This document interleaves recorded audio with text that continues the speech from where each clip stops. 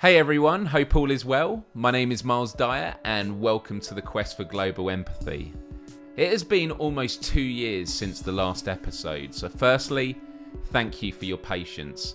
I've really missed making this show, but unfortunately, due to a global pandemic, it has come with many challenges, and one of them was not having access to the Quest for Global Empathy studio, and also getting guests over to have those in-person discussions. So it forced my hand and I decided to build a studio at home for virtual conversations. It does mean now I can have conversations with guests all over the world like I will be today, and I'm really excited to give this a go. If you want to support the show, please head on over to patreon.com/Miles Dyer. So with all that said, I'm really excited to have today's guest on, Ana Ribeiro, all the way in Brazil. She is the creative director and creator of the Pixel Ripped computer games, and as she likes to call herself, a VR virtual reality enthusiast. Anna, welcome to the Quest for Global Empathy. Hey, how you doing? Thanks for having me. You and I have got to know each other through the gaming space. I recently became an adopter of virtual reality. I bought a PlayStation VR headset, and when looking online of what games to play, I found this great channel called PSVR Without Parole, and they did a review of this game called Pixel Ripped, 1989, wasn't it? Isn't that the year? Nice. That's how you know Pixar from their channel. For sure. Yeah, they're good friends. They're nice. We met them at PAX East, 2017, maybe Right. 18. It's a long time, but Ages they ago. cool guys. Yeah. Yeah, and it was amazing. And like, I'm a gamer. I think most people in the world know gaming these days. Many years ago, it used to be a bit more seen as more of a vice of like it's just violence and shooting people and it's for Mhm. people that are by themselves. But I think people are much more accepting of the medium, realizing it's a great way for storytelling, immersion, even building empathy with different experiences. But virtual reality takes it to a whole other level. And so I wanted to start this conversation by really asking you, how on earth did you get into virtual reality? I mean, your story of how you became a developer, I definitely want you to explain. But, there's one thing to become a game developer, but to become one that is about virtual reality when it's such a new platform, that's pretty remarkable. And when I start working with VR, I was also starting working with games. So it's kind of weird. For me, I feel like I have always been a VR developer because my first this Pixel Rips my first game. So yeah, I always since I remember like when I was 3, I guess, first time I played games. I always remember playing games and games being part of my life. Like I had 3 brothers and I grew up was lucky to grow up playing games with my brothers because in the 80s you didn't buy games for girls. So I feel really lucky for that. And it always had been part of my life. Like I even had a Counter Strike female team at some point. Um, but I never thought about a career could take like actual work making games because I thought it was so far. It was like something so magical and impossible that came from Japan. So I kind of took like a weird path until I got to game development. I first got a degree in psychology. Then I got a job at the government. I was working doing divorces for 5 years at the Justice Council. And but I always have been a creative person, and I love creating. I my whole life I have been kind of doing a lot of stuff, business and creating and selling stuff, and I think in a form of like escaping from that world, it was so bureaucratic. I stopped selling pies, and You baked yes, pies, and the pies that you make over there aren't like pies we have in the UK. So, like, no, you no, just sort of casually went over the fact that you were making pies, but like, how did that even begin? yeah, the pies here we call empadas. It's not empanada. It sounds similar, but it's really different. It's more close to a pie, but it's like a small pie. It's like a small British pie. But the fillings we put, used to have all kind of flavors.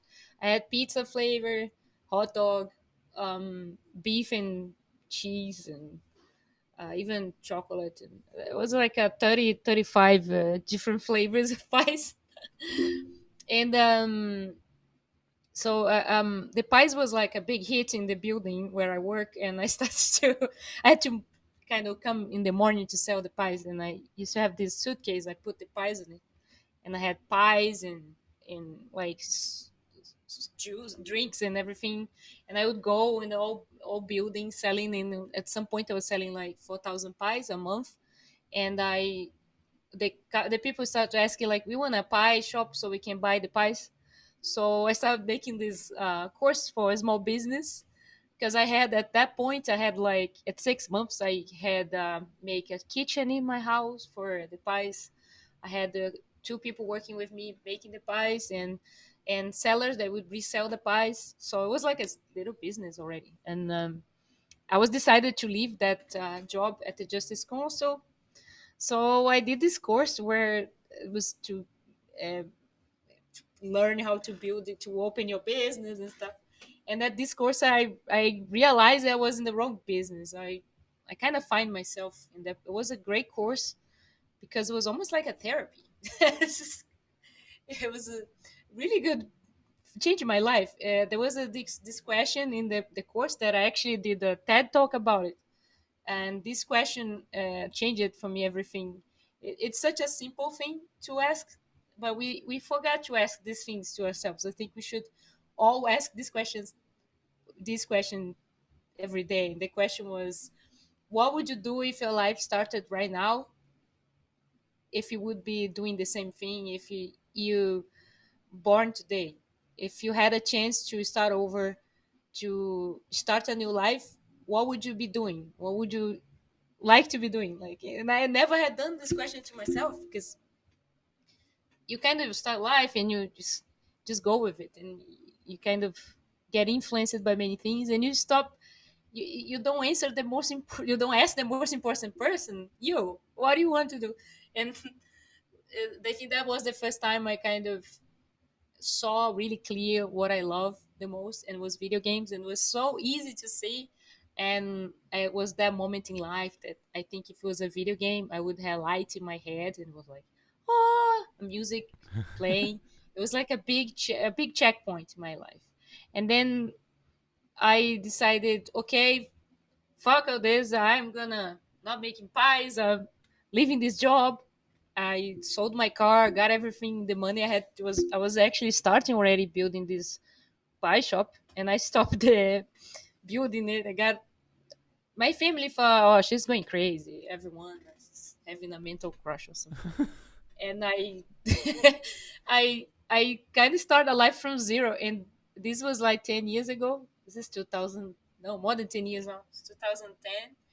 And then I changed it. I started life from zero. Actually, it was great because I always wanted to live in Europe. So I decided I'm gonna start how to make games, and I thought, okay, there's some course here in England, in England, in England. I'm talking to you, and I think I'm there.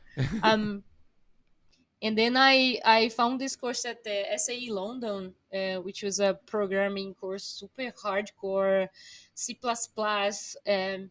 people building the game engine from scratch. I like to say that it's like, I wanted to make a cake. The game is a cake, and at that course we are learning how to build the kitchen, oven, everything you need to make the game. So it was really Wow. long, the journey to get to the game. And after this 1 year, I realized I was more of a game designer than a programmer. I like programming, like one of the areas I still like the most, and I didn't stop doing it. But what I loved the most was getting all the pieces together to get the game in the end. I did enjoy just code. So Had you ever I just done any programming before you went to England? Like nothing. nothing. So completely from No, scratch. You were like, I just I want to. didn't know nothing.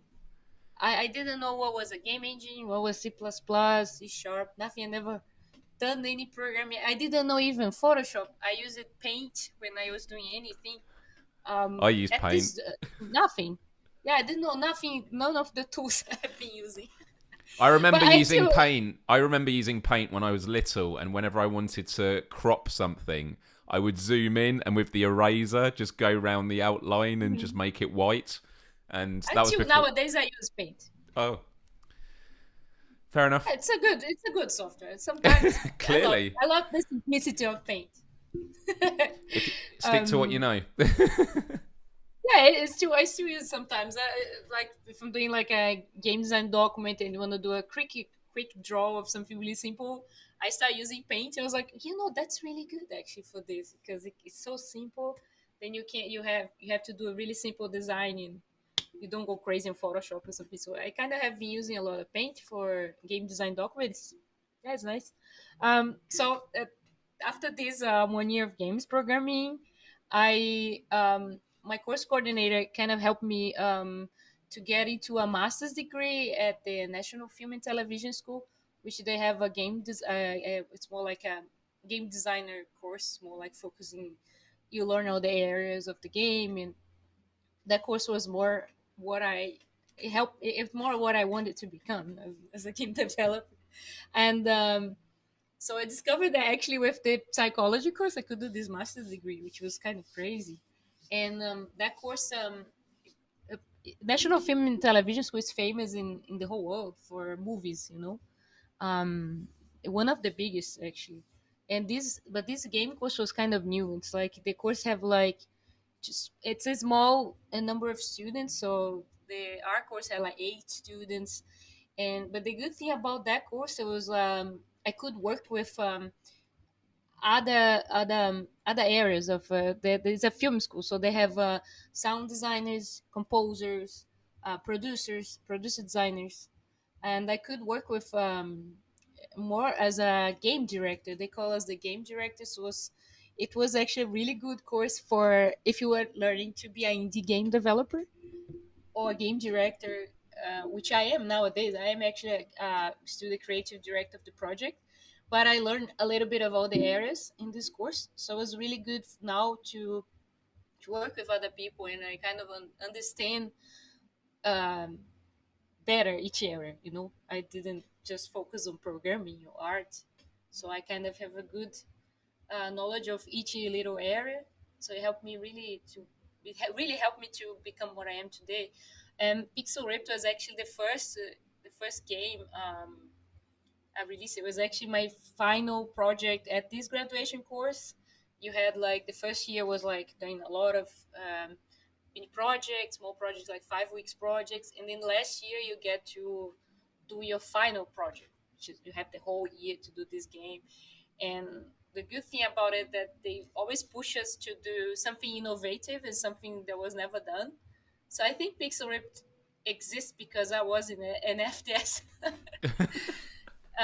It's really, really the environment and the people that I work with. It pushes you to be creative and to get out of from the comfortable zone. And I work with incredible people. I think that time, this is not 2014 when I got the game out. So there's no PlayStation VR. There's just Oculus developer kit, DK2. It was not even release of Oculus. So when you would go to a place called Oculus Share, and that's where you would people would developers and everyone would post their games or experience, and it was all free. People could just go there, download it. There was no store. It was the start of an Oculus store. It was called Oculus Share. So I thought, okay, I have this game. I'm gonna put it on the Oculus Share. And at that time there was a lot of roller coasters that many if many of you have been at that time, you remember the beginning, it was just a lot of roller coasters. Oh my god, at some point I was like, I can't stand this anymore, it's just roller coasters. And there was no many game experience, there was no many games with narrative. So it was I think I was in the right place at the right time when I because for a student project, I think I wouldn't get that far with a game, my first game, if wasn't I wasn't in a place, such a blue ocean. We like to say it's a place with so many opportunities because there's not many things have been done. So it was. I think that's kind of helped get the game more attention, because there was not many things out there. And the And what is the game, game? How would you describe the game? For me, I'd say it's a tribute to retro like gaming. But for people that aren't even gamers, how would you pitch it to them? we like to say it's a love letter to the history of video games. Love it. Um, it's a game about being a gamer and celebrating, reliving those moments of the industry, right? And it's a series of games. We released it 2 episodes. The first episode was in 1989, so, and the second was 1995, and there is another one coming. I can't say yet the year, but there is another one on the way. Awesome. And I think giving an example, it helps to explain the game because there's so many dimensions on Pixel Rip. Or imagine that you have to play a game in VR, and that game, it referenced the classics of the era. So in 1989, you're playing in a Game Boy kind of device, exactly like in the Yeah, game. because I is it the very And first level in the first game where you're in the classroom? So yes, you so are you got this head you got your VR on and you're in a classroom and you've got this yeah, controller. Those listening to the podcast, you won't be able to see it, but it looks like a classic Game Boy. So you're looking down and you're holding a controller. So in VR, you're actually holding like a Game Boy. Isn't it called a yeah, Gear Kid? And then as you're playing the game in your hands, you're trying to complete the level while the teacher is trying to teach. And every so often, the teacher is looking around and you have to distract the teacher by making stuff happen. So you're actually, it's like gameception. You're playing a game within a game. And the other level I loved, which was in the second one, was where you're in your bedroom and you're playing a platformer. And when the character stands on a like a wooden board, it creaks and it makes a noise so loud that your mum wakes up in the house. So you see the landing light turn on and she's coming and you have to quickly turn the TV off and, pretend you're sleeping and then she'll leave again. And like, so it's a game within a game. And like those to me are like two clear examples. And it's hmm such a neat way of doing it. yeah. You have to kind of deal with your virtual reality gameplay, people in the world, this environment that you are playing those games to complete the game within the game. It's one thing to like tribute to a love letter to old games by just creating an old school game, but it's the fact that the game is being a kid excited for the new console and therefore them playing a game. And there's so many games that you tribute in them. And And also, when we remember, we try to one of the pillars actually now of the game is the childhood memories that invoke some players. We discover that most players that love the game, they tell us, "Oh my God, I love this game because it made me come back in time and remember how I was playing when I was doing this, when I was a kid sitting in the living room." And it was so. It's really important, not just the gameplay itself, not doing we're not doing just an emulator, right? We're not just emulating, recreating exactly the game, but we're creating a game experience that people relate, and they can relate to the memories they all have. Like for example, I remember playing Sonic, right? For me, Sonic is not just the game itself.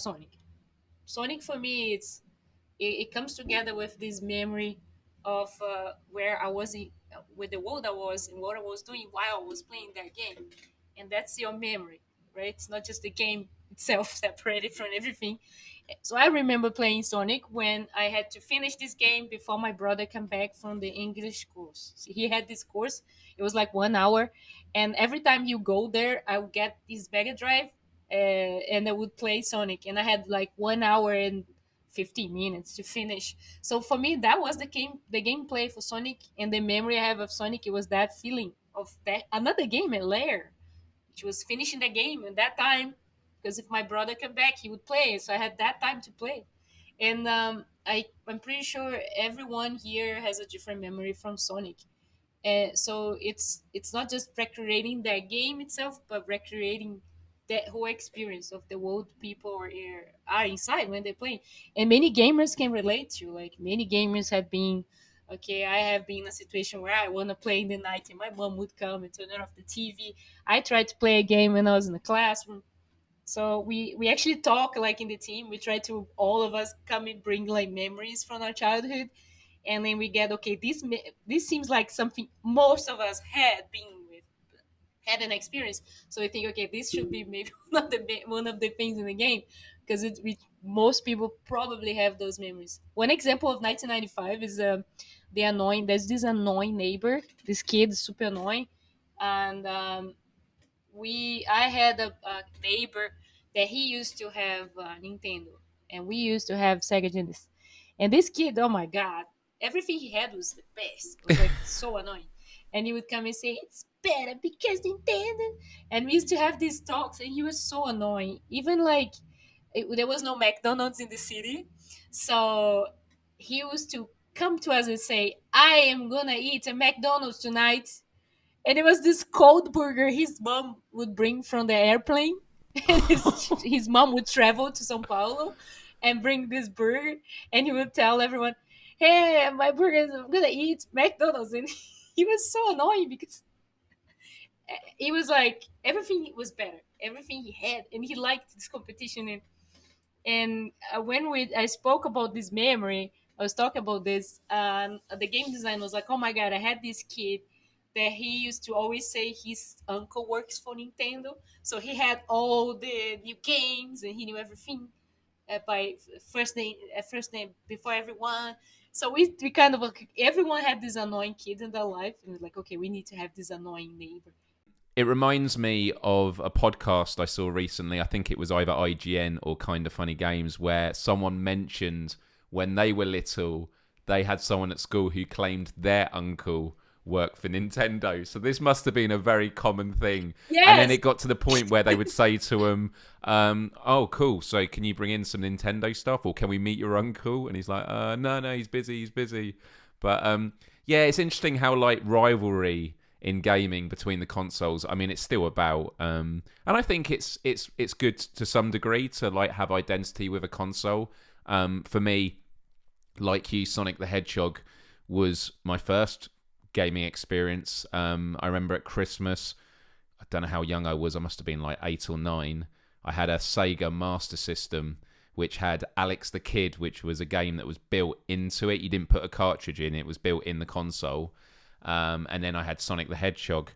And my parents told me when I was a bit older that on Christmas Eve, they actually unboxed it and played for hours because they wanted to test to make sure it was working. But they had so much fun playing it. And Sonic the Hedgehog was a childhood hero of mine. And actually, while you were talking about it, unfortunately, those listening to the podcast aren't going to be able to see this. This is what my mum painted. Wow, she's a good painter.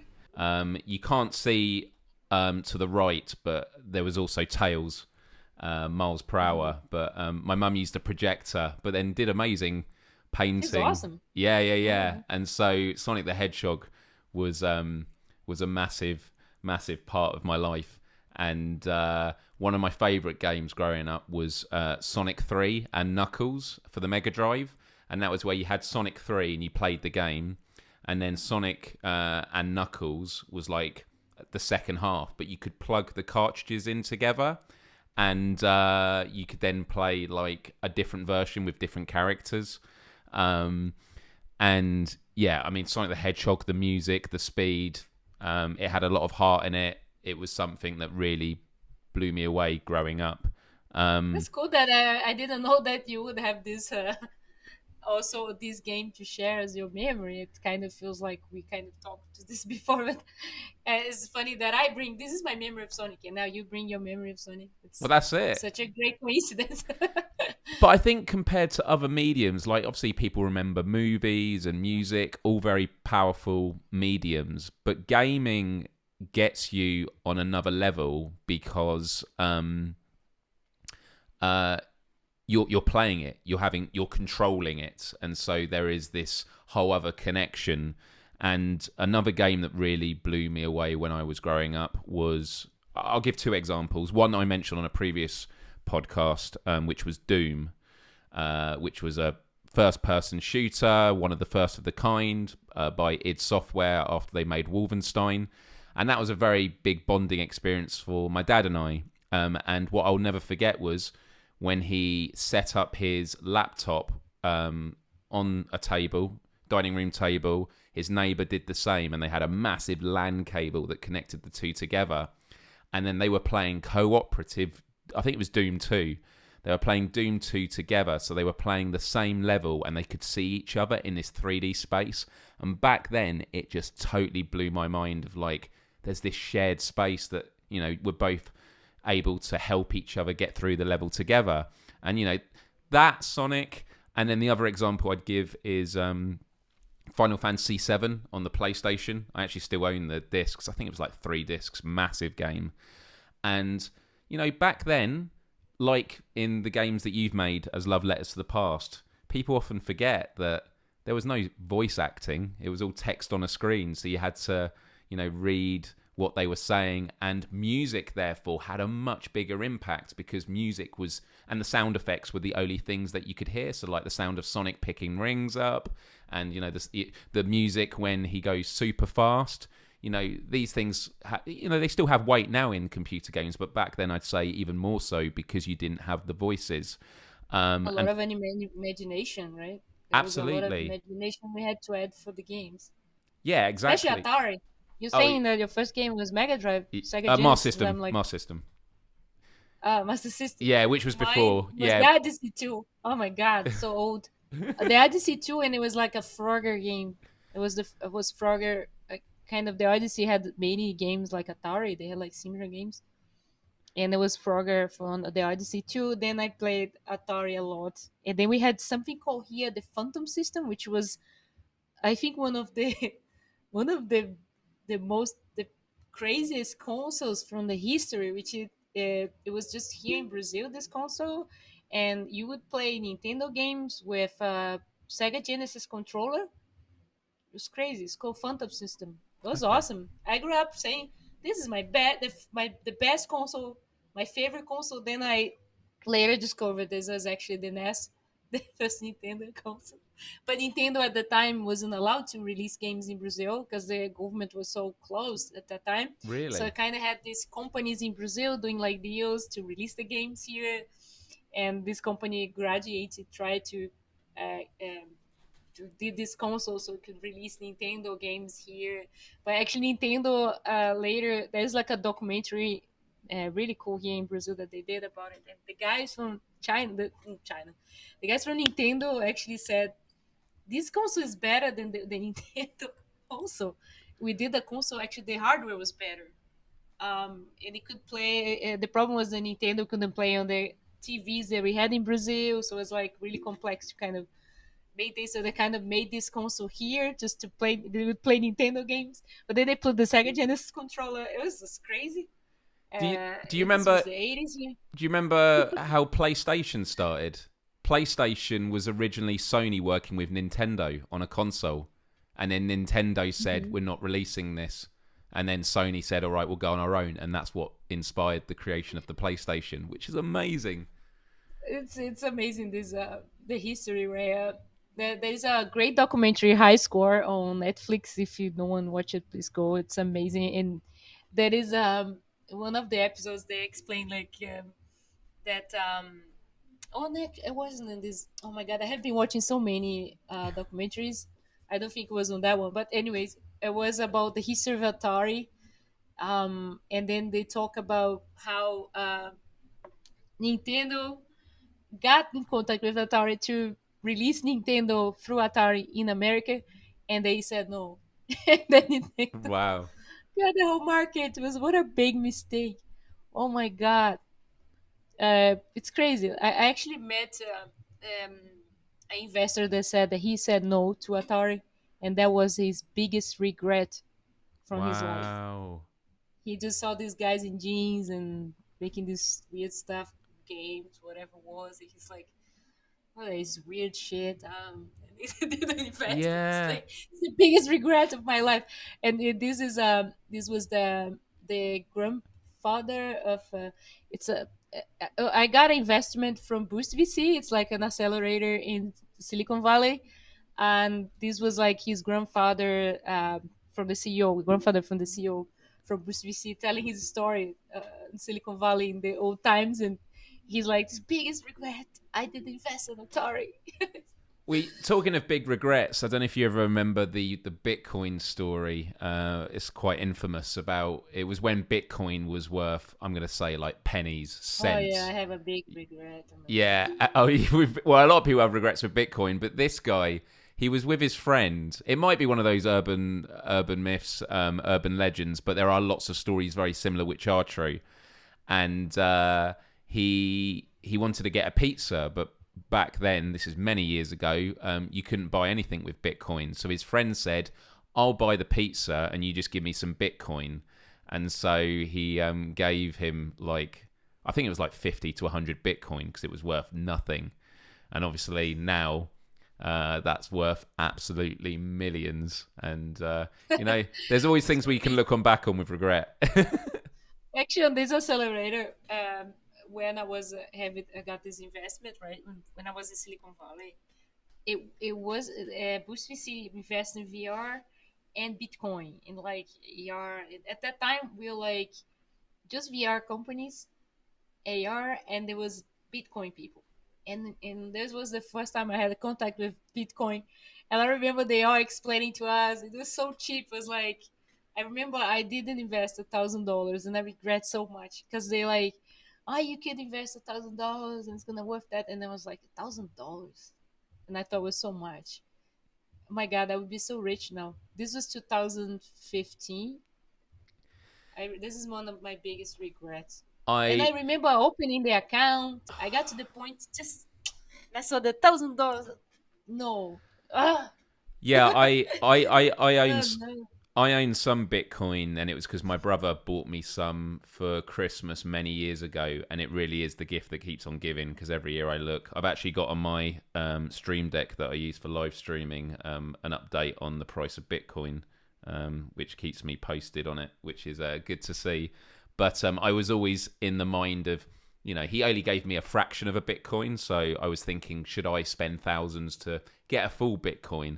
And obviously, if I'd done it, I'd have made more. But that's just how investment works. And I'm not really that much into investment, which is why we always have to keep in mind in life, we can laugh and regret, but it is about, the opportunities we have now. And, use those learnings to be more mindful with other things that we've got moving forward. And, with the story you were saying about, moving from Brazil, even though your family were like, what are you doing? And actually, I have very similar experiences. I went to university to study psychology, so we have similarities there. I wanted to become a counselor, but it was as I started making YouTube videos, and my parents had said to me, "We want you to, study hard, get a first," which I never could see myself getting. And they didn't want me to be distracted by this YouTube thing, which, you couldn't make money from at the time. And I sort of said, I'm going to balance it. I'm going to, enjoy making YouTube stuff, but I'm also going to work hard on my studies. And I came away with a 2-1, luckily. And my first job afterwards was for the BBC because of my YouTube stuff. And it's not because, and, I don't want to speak on both our behalves, but I'm sure you will agree with this. It's not because our parents want us to be miserable and don't are closed-minded. It's just that gaming and like YouTube, when we were like looking into it, these were very new territories where the idea of making money from it or a traditional living, that was totally unforeseeable. Back then you couldn't make money. Nowadays, Yeah, have kids, all kids say, I'm going to be a YouTuber or and a I'm going to gamer. make games. It's crazy, like, to see, like, So um, true. I'm so happy to see girls, a lot of girls in events, and I think that's when I feel more rewarded to be in this position to be making games. Is when I am showing the game in an event. Of course, now we don't have events like that, but I hope to come back one day. But when you're showing the game and there's a mother, there was some moments like that. There's a mother of the kid and look at she's doing this game. You can do it too, and the kid is like, oh wow, did you do this game? And you can have a talk to this kid and yeah, you can go right now and download Unity and you can make this. It's just crazy. Like I have my nephew that sometimes I just come and I bring him, hey, look what I'm doing right now. Does this work? And then he's like, wow, it's so awesome. Is this work? I'm like, yeah, it's work. This is serious. Look. And I show him Unity and what I'm doing. and he's just amazed. Like in I keep imagining, my God, when I was a kid, if I would see someone making a game, it would be just like so mind blowing. Like if you could meet the creator of Mega Man, I would just, I think I'll pass out. It's just incredible that these kids can have this experience nowadays. How have you sort of seen the difference in terms of the way women are represented in the gaming community? Because I remember there was an investment call or presentation from Sony. I was actually just pulling up the article now, referring to it. And as a part of their presentation to investors, the Japanese giant noted that approximately 41% of PlayStation 5 and PS4 owners are women. Compare this to just 18% on the PlayStation 1. And clearly, the demographic for consoles is growing. Like, that's amazing, from like 18% to 41. I mean, it's still not 50-50, but that's definitely seems to have, matched it. Grown. Because Yeah. I always wondered, it's not that girls suddenly had an interest in gaming. I think they always did. Was it that the games that were made were very, like, they were marketed for It was guys? Target. Yeah. Yeah, like if you see Atari games, so spaceships, and it's like pretty much. The first one that I got girls interested was Pac-Man. They had a little bit more character on it, but it was just a lot of military games, Hmm. spaceships. Not much of not really interesting. And that, of course, they were target for boys. Like All the uh, marketing stuff, like it was boys playing just the boys consoles, wasn't it? playing. Yeah.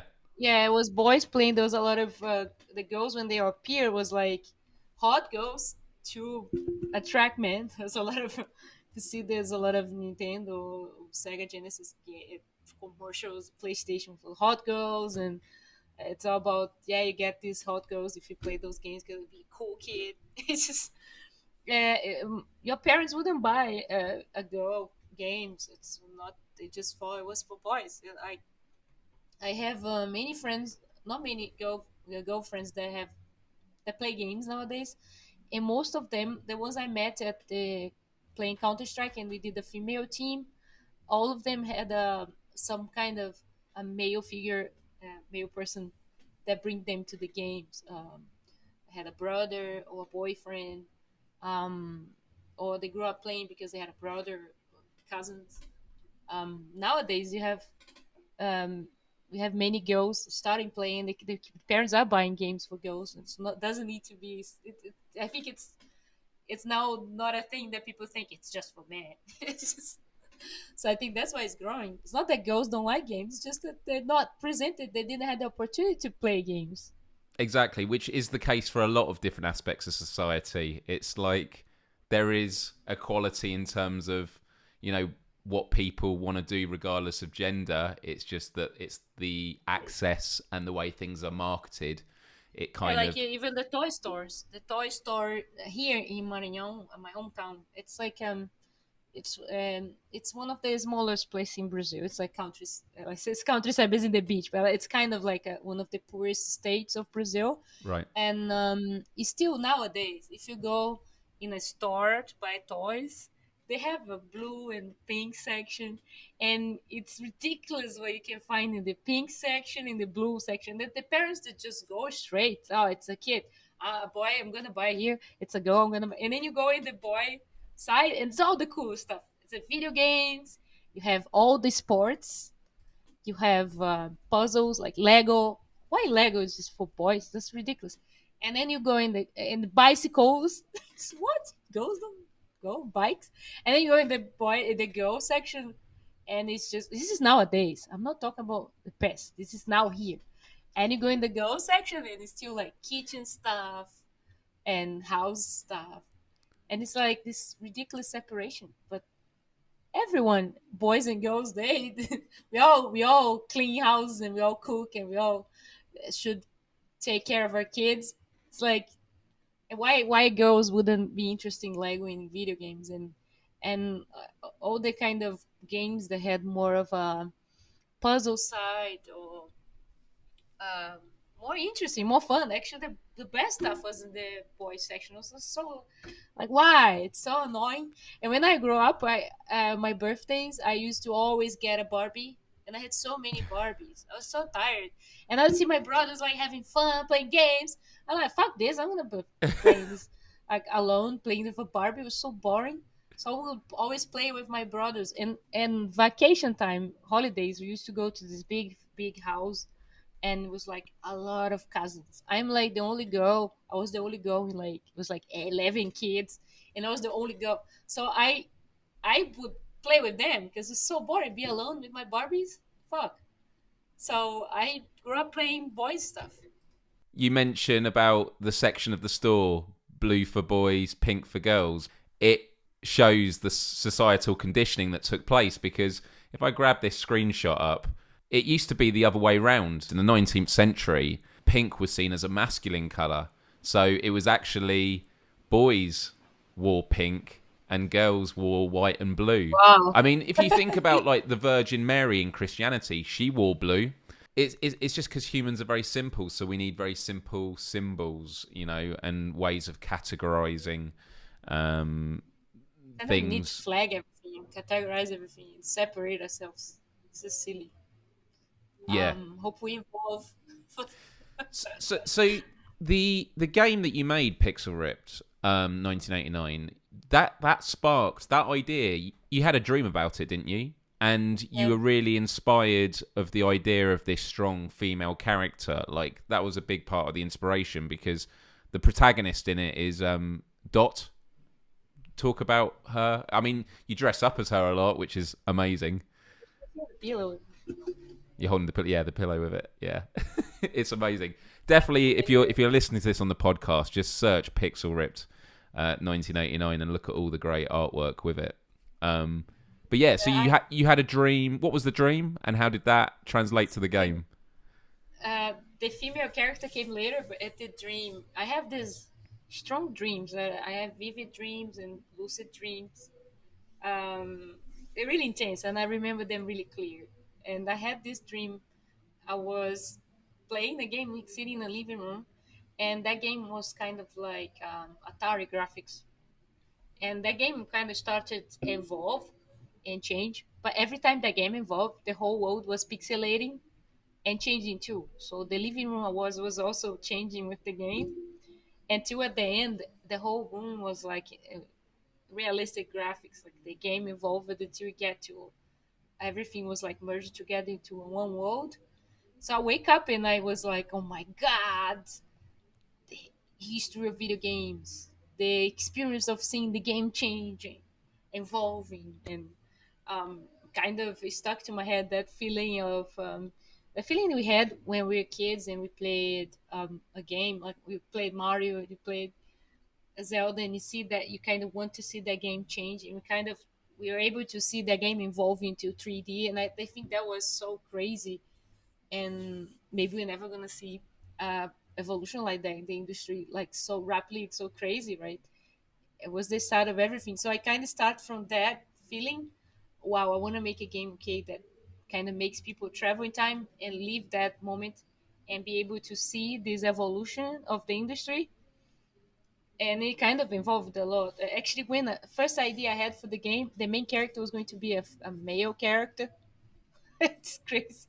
Really? And then and it wasn't moving much. It wasn't the idea wasn't involving much. And then my head of the course, he kind of said, "Why don't make a female character? You're kind of gonna put your own experience into the game," and it suddenly started flowing better, much better. The ideas and the game kind of started to make sense when I kind of became a female character, the main character, and then could put my own um, kind of experience, and like, I think I could identify myself better. Also, I kind of grew up playing just the games I played while I was a kid. Most of them had just male protagonists and badass protagonists. Like, kind of wanted, I always wanted to play a game that had a female character. And the only games that I remember that I could play as a female protagonist, it was fighting games. And we had like, okay, there's Chun Li now. I can play with her. or Streets of Rage, there's one female character, but they were never like Blaze. main characters. Yeah. Yeah, I always wanted to grow up and be like her. It's It interesting you was say that because I always liked the name Axel. Axel in Streets of Rage. I thought Axel was a great name. I think it's a German name. I was like, Axel. I actually used to, on high schools as a kid, used to call myself Axel because it sounds cool. And we started having these games like Golden Axe, and we started just seeing slowly some female characters Yeah. appearing. But I remember it was something I really wanted at that time to have a badass character. There was the main character. Like I love it, Mario, Mega Man, Sonic, all these amazing characters, and I kind of wanted Dot to be a mix of those characters, to kind of become um, a reference to all these characters, a badass main character. But she's a female, and that's not a big deal. She's like she existed at that time. Like I really wanted to make Dot feel like she was a game at that period, at that time, and like the game I wanted to existed, right? But it didn't. But in the world of Pixel Rift, we want players to believe it's like a game that exists in that time. Pixel Rift existed there. It is amazing, and I've always been.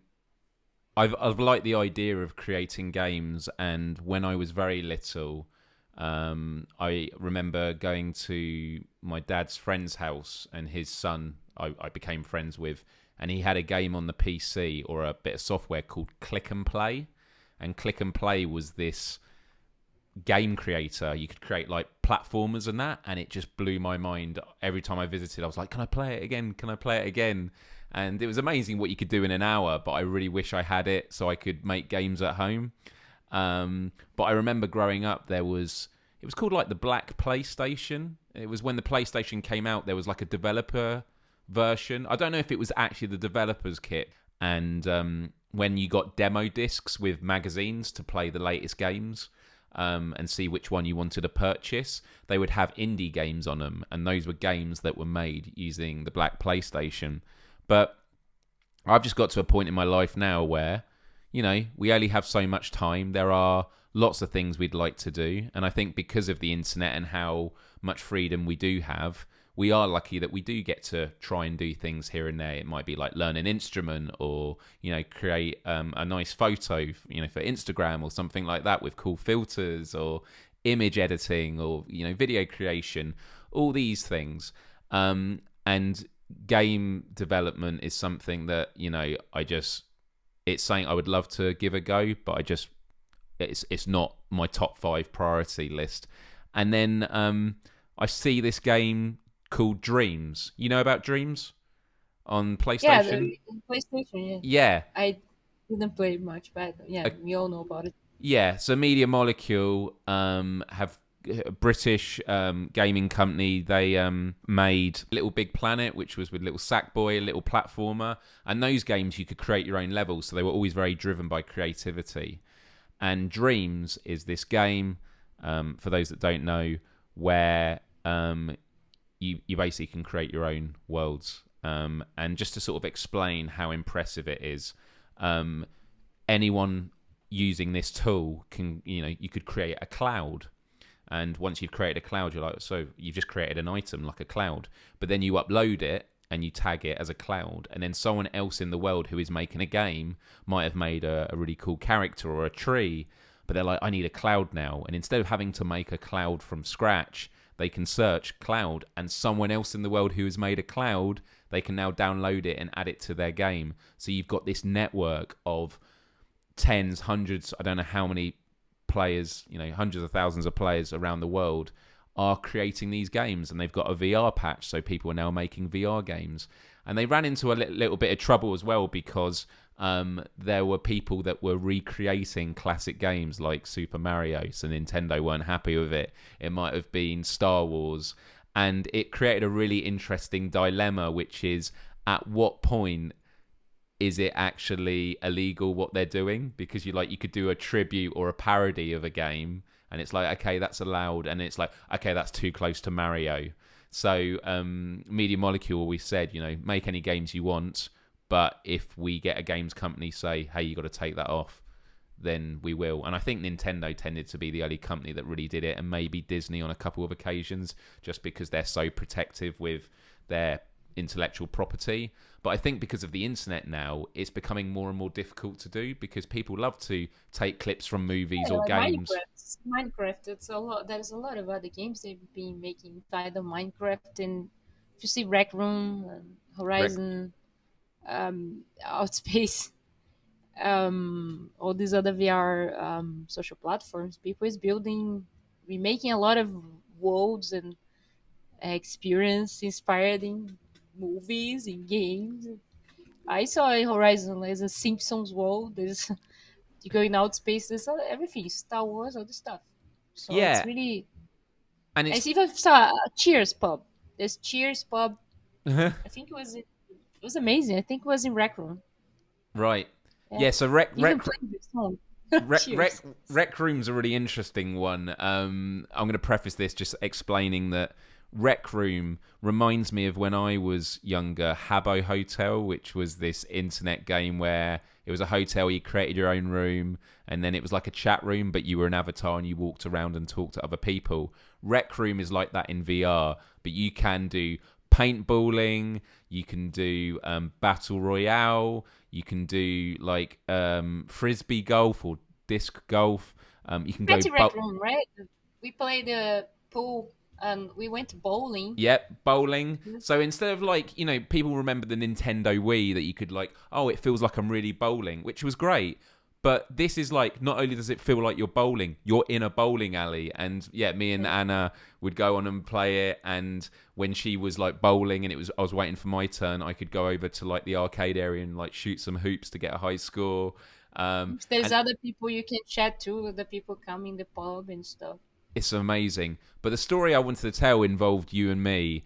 And this was right at the start of the pandemic. And I think this really is a great example of where virtual reality is going in terms of shared experience. And Yeah. I don't know if you'll remember this, but I can't remember, when was your launch party for your Oh yeah, the launch party it was last year. I was probably in May. beginning. Yeah, it was just in the beginning of the pandemic, Yeah. and we kind of didn't know what to do. We really want to celebrate. Have been working for like a year and a half in this game, and then here's the pandemic for you. Ha!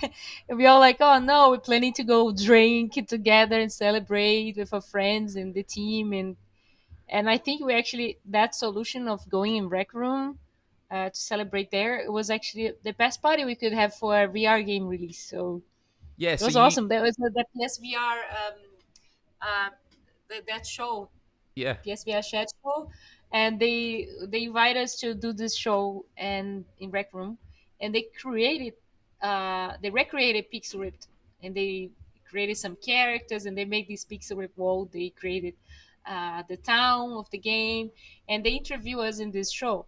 And when we released the game, we're like looking for a place to do a party, and we thought, wow, let's talk to the Rec Room people that did that show for us, the PSVR chat show, and see if we can use that world because it was so awesome. So we ended up talking to them, and they even organizing like a DJ that was playing 90s songs, and we could meet the whole team there. The good thing about Rec Room is like you can log in. People that don't have VR can also use it. So our sound designer and a composer didn't have a VR headset, so they kind of joined, one using a PC, another one using a phone, and we all together in this world celebrating with the team, and we invited friends. So I invited you, and you came. It was just amazing.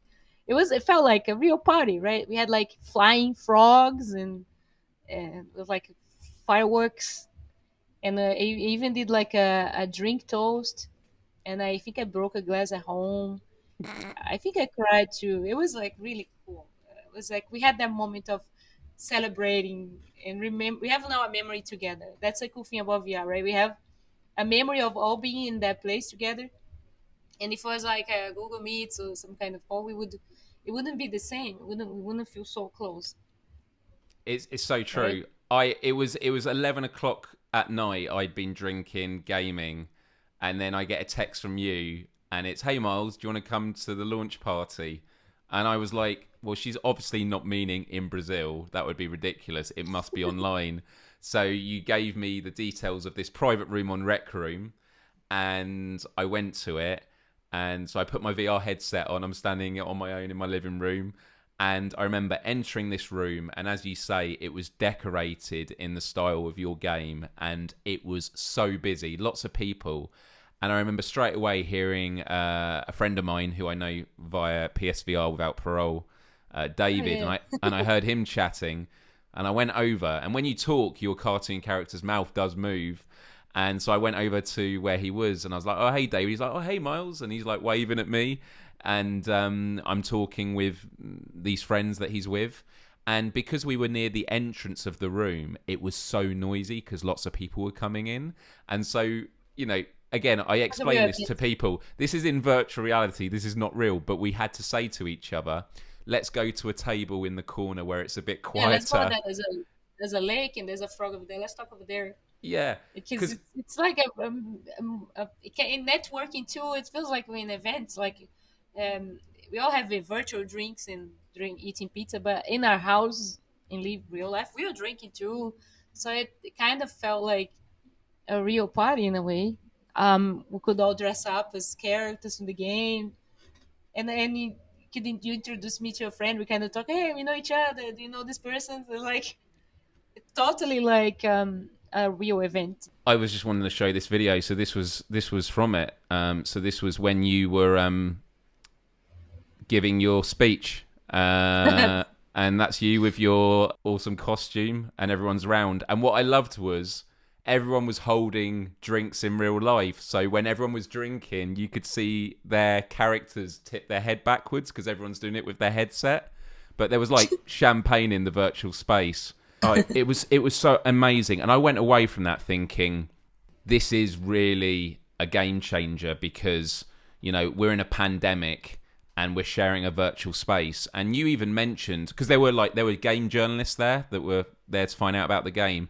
And I remember you saying to me afterwards that, there were people who were at the event who perhaps were like socially anxious and normally wouldn't go to kind of parties in real life because, some people just don't like that thing. However, in that space, they felt totally in control because they could be whoever they wanted to be character-wise, and they can leave whenever they want. There's no pressure of how long do I have to stay here. You just log out when you're there and you're out. And I thought that's so comfortable, right? Yeah, and that's amazing. You are the avatar. Your avatar is ready. You don't have to worry. People, you feel like more like people is not looking at you, and we have some people shy in the team that if you're doing like an interview, you would normally don't go. Normally, like be someone that avoiding this kind of social events. But when we do interviews in VR, it's more comfortable. It's totally up to go, and it's really good to see this. It's also a good way for people to kind of feel more comfortable in situations like that, even when they go to real life. I think this really helps. I have a friend that she is today a female. She's a woman trans, and she when I met her, she was I met her before when she was a man. She wasn't still discovering herself, and she started in VR to use a female character in VR, female avatar. First time I saw her as a woman was in VR, it was in VR chat, and I was like, oh wow, this is that person. That's cool. So she started to that's how she started to see herself as a female in society, kind of show herself as a woman. And it was in VR. It was awesome to see that transformation of someone taking that path. And nowadays she is in real life also female now. She's totally like telling the world about it, but she started in VR, and I think that's a good platform for people to experience being who you want to be, and that's really interesting with your avatar. It's really cool to see that. I've never heard of it in like I've lots of examples of how it brings people out, but I never thought of it in that context of it does allow you to explore who you are as a person, because each time you log onto a game, you have those options. And I think it's why there's a lot of discussions at the moment in video games about accessibility, even in terms of like character creation. Like, how inclusive can it be? Because then, Can be you know, even aliens one, anything. It's amazing. for people that have not, never mind, never lived, but never visited Brazil. I've always wanted to go to Brazil. What is it like living in Brazil, Anna? That's a difficult question. I I know guess you can answer it in so many ways. I can talk about this outside of. I mean, I lived outside of Brazil, so I kind of know what is different. I think the biggest difference, um, I mean, development or in life, anything. Anything. I mean, how would you just describe Brazil to people that have never been? Because when I think of Brazil, I think of it how it's normally presented, which is nice beaches, really good tourist place, lovely weather, vibrant culture. I Um, think the most important is the culture, I guess. The vibrant culture you said. I think we have an amazing mix of culture here because we have, of course, we had the Portuguese that came, but then they had so much. We had the biggest Japanese community from outside Japan is in Brazil. So there's a no lot of Japanese. way. Yes. I would São never Paulo. have guessed that.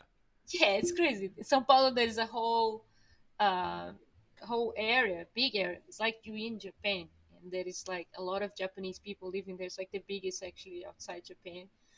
And we have a lot of Italians, a lot of Germans, a lot of actually in South there is an Oktoberfest, and I've been there, and there is people that don't even speak Portuguese. A lot of Germans live in the South. The country is so big that it feels like we are in a continent. We are not in a country, and if you think about it, the distance, like I am in Maranhão, the north. If I go south, it's like a whole day traveling, and it's so much culture because it's so big. It's really hard to describe one dish of Brazilians. It's so many different places and different music, food, and culture. The way we talk, because the country is so big. Like we're totally where I'm from, the north, it's totally different from south. It's like a different place, and I think that's the best thing about Brazil. I think it's the variety of culture and the way we kind of because it's so mixed. Kind of the sushi here is different. It's all mixed with our Brazilian taste. So the pizza I think is one of the best in the world, if not the best, because we have so many Italians here. And I have been in Italy, and I have to say the best pizza I eat it was in Brazil. And I saw other people saying this too. I was watching a show the other day, and there's a chef saying best pizza I ate was in Brazil, and I was like, yes, someone Wow. said. I'm pretty sure there's a lot of good food here, and I think it's really hard for us when we go out and we go to another country and we find most places you can find um, um, you can find pubs, you can find French food, Italian food, Japanese, Chinese, Indian cuisine. But Brazilian, the only thing we find is barbecue, and this is not even 10% of the what food you have. And here in Brazil, when you live here, you can actually eat everywhere, all the food from all the world. You can find Mexican, Indian, Chinese, but we have the Brazilian that we don't find outside Brazil. The only place I can say I found most of the Brazilian food and culture is in Portugal. Um, and I think it's really sad that the world doesn't know. It's just, most of people never eat a coxinha. They never had a pão de queijo. And when I was in England, every time I would cook, I would give people to try pão de queijo and coxinha.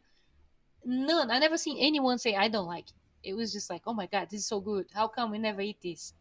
It's coxinha is like a mashed potato with chicken inside and cheese and deep fried, and then you have Wow. this crunch outside and inside this. It's just so good. That does Pão de sound good. queijo is made with it is actually was created because there was no flour to make bread when the people were here from Portugal. So people kind of created this made with tapioca. I think in English is it's not cassava. Tapioca, it's tapioca, right? I think it's Uh, tapioca. I'm not sure. But they created this pão de queijo made with tapioca and cheese, and it's this really gooey, cheesy bread. It's like the cheese is whole mixed with the bread. I can't explain. It's just so good when you open it. You put it in the oven, and it kind of melts the cheese. And it's just gorgeous. I think that's the best thing about here. Of course, the mix of culture make us really creative people, and I think that's one good thing about Brazilians. Unfortunately, people use this creativity to crime too. But I think the Brazilians we have this really creative side of dealing with problems in a creative way. That it's because of this mix of culture we have. Also, the difficulties we have in life here. Also, it's a really poor country too. It's really rich in nature and the culture, but unfortunately, it's in comparison to other countries, it's not really safe. We have a lot of different in different big different in society. So it has a lot of poor people, a lot of rich. So it's you walk in the streets and everyone has a wall in their house. We all have walls and metal doors, and it just doesn't. It's not a place that I think that's for me the saddest part. I feel I miss the freedom in living in Europe, that I could just go walk in the street at 3 a.m. and don't feel like I'm gonna die. So that's the sad part. It's just something I miss living there. It's just it's like not being afraid to be still in inside your house. Like here, we're not even. I'm not in peace even when I'm inside my home, because Wow. we already had cases. When I used to do pies, some one day one guy jumped the walls and eat 80. He stole 80 ice creams. I was going to say, I thought you were about to say It's he actually a ate funny them. story. It's actually funny. It's not so sad. We actually just used to this, so this is not actually so sad. But I had this freezer with a lot of ice cream. I was selling pies when I was like growing to a lot of other products. I was selling a lot of other stuff, and I had these ice creams in this freezer. And he eat it one, he liked it, and then he grabbed 80 ice creams, a whole bag of ice cream, and he still ate. And then I think a week later he came back for more. And then my father saw him trying to jump the walls, and these are like walls with like we put like spikes on it. I don't even know how they jump. It's just incredible, like Spider-Man's. And then my father is an ex-military, so he have a gun. So he shoot to the air and say, "Hey, go get up!" And then he just was so scared that he run away. He did, but he just really liked the ice cream. I think it was just a really good commercial of the ice cream. Maybe A good commercial, yeah. I think the ice cream was a good. It It was was that good. a good. Yeah, it was really good. Would you die? Would you die for Wall an with ice spikes cream? to Yeah. die for it. It's like Yeah. fuck, this must be a really good ice cream then. What type of ice cream was it? Echo ice cream was actually it was kind of like a candy, homemade candy that use a cone of ice cream.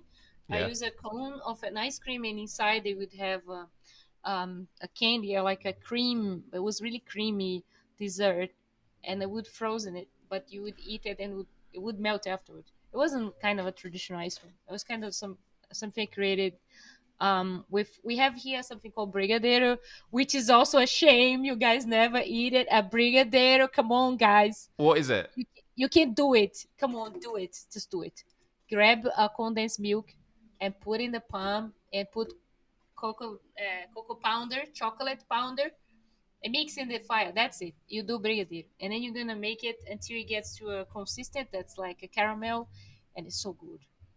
And that's like the most traditional dessert in Brazil. It's called brigadeiro.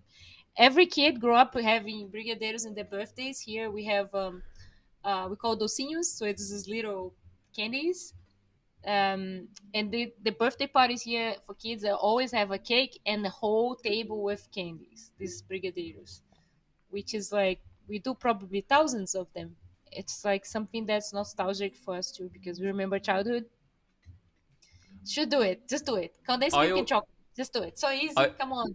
I always get so hungry when I talk to you because you always are really good at firstly, you make great food from what I've seen and all you told me, and also you describe it very well as well. And I'm just like, oh, I could I eat think it because I all. like eating, so that's why I describe well. Eating is amazing. Gaming, eating, very, very, very important parts of life. I do remember you once mentioning about wanting to go to the beach, and it was when people were staying in because of the pandemic, and you mentioned that you couldn't go down there because there were people robbing Yeah, others on the beach. yeah, because there was not many. The crime went up because also people couldn't work, so a lot of course, people is more poor than ever, and there was because there's not many people going to the beach. It was like people doing quarantine. When people start going to the beach was open. It was not many people there, so it wasn't a safe place to go. Also, a lot of people they used to rob the robbers. They used to go to events and shows, and there's no shows now. So where they go to steal people? The beach. So it was the crime in the beach went up. Now it's finally getting back to normal here. Luckily, Maranhão, my hometown, is actually the state in Brazil. It's the poorest state in Brazil, but it's actually the one in vaccinating the most, the quickest, the best vaccination in the whole country. We are most of Brazil is now getting to the 40s, and we are already like getting kids to vaccinate. So almost all the population is. So this is a good thing. At least that right? I'm like so proud. Wow. I remember seeing the image of you because you just got it. You drive up, yeah, and then you get it through the car Yeah, window. yeah. What vaccine did you get? The AstraZeneca. I Oh, don't know how you say AstraZeneca. it. AstraZeneca. Yeah. AstraZeneca, yeah. I That didn't was. get any problem afterwards. It was I thought many people had some problems. Like Have you had so, both? no, just the first. Okay. Second in Well, September. I don't want to worry. But the first one I had no issues either. I didn't feel it. I felt great. I had my second one, 14 days ago now. And the next day, I felt a bit gross, like flu, bit of that glowy feeling, and then a bit of a headache. But it went away by the end of the day. However, something I've felt and I still feel now is my energy has been through the floor. But I hear some people they say it can be a couple of weeks. So yeah, it's just one of those You things. didn't, But you didn't at the have end, COVID, right? You didn't have COVID. I didn't have COVID, and that's the point. Is it might feel horrible, but it's better than getting COVID and not being It is. vaccinated. You had COVID, didn't you? Yeah, I had COVID, and I still nowadays I don't feel like the food tastes the same. Because Brigadeiro is not the same yet. you It's for lost me your the smell. worst part. Yeah, I lost 100% of my smell, and then I kind of stopped recovering a little bit. Maybe after 3 weeks, I start to recover it. But like after months, I wasn't still back how I was. So I was like 2 months later, I wasn't still how normal. And then I started to do. I discovered in the internet there was this smell therapy that you can do. You can smell certain objects, certain smells, like toothpaste, lemon, vanilla, and then you coffee. And this is smells you should smell 3 times a day. And then when you smell these items, you should think about coffee, drinking your coffee. When you're smelling coffee, you should think about sensations that you remember while eating those things. So I was doing this therapy, and I thought, oh my god, that's so boring. I think that that part of making I when I smell it, imagine the coffee wasn't working for me, and I thought, wow, I think I'm gonna build a VR experience to help this. So I use it. I don't know if you know that, if you've seen that. I did a video on my channel about it. Um, if you guys want to see it, it's on Anna Game Dev. Yeah, I'm gonna make some commercial.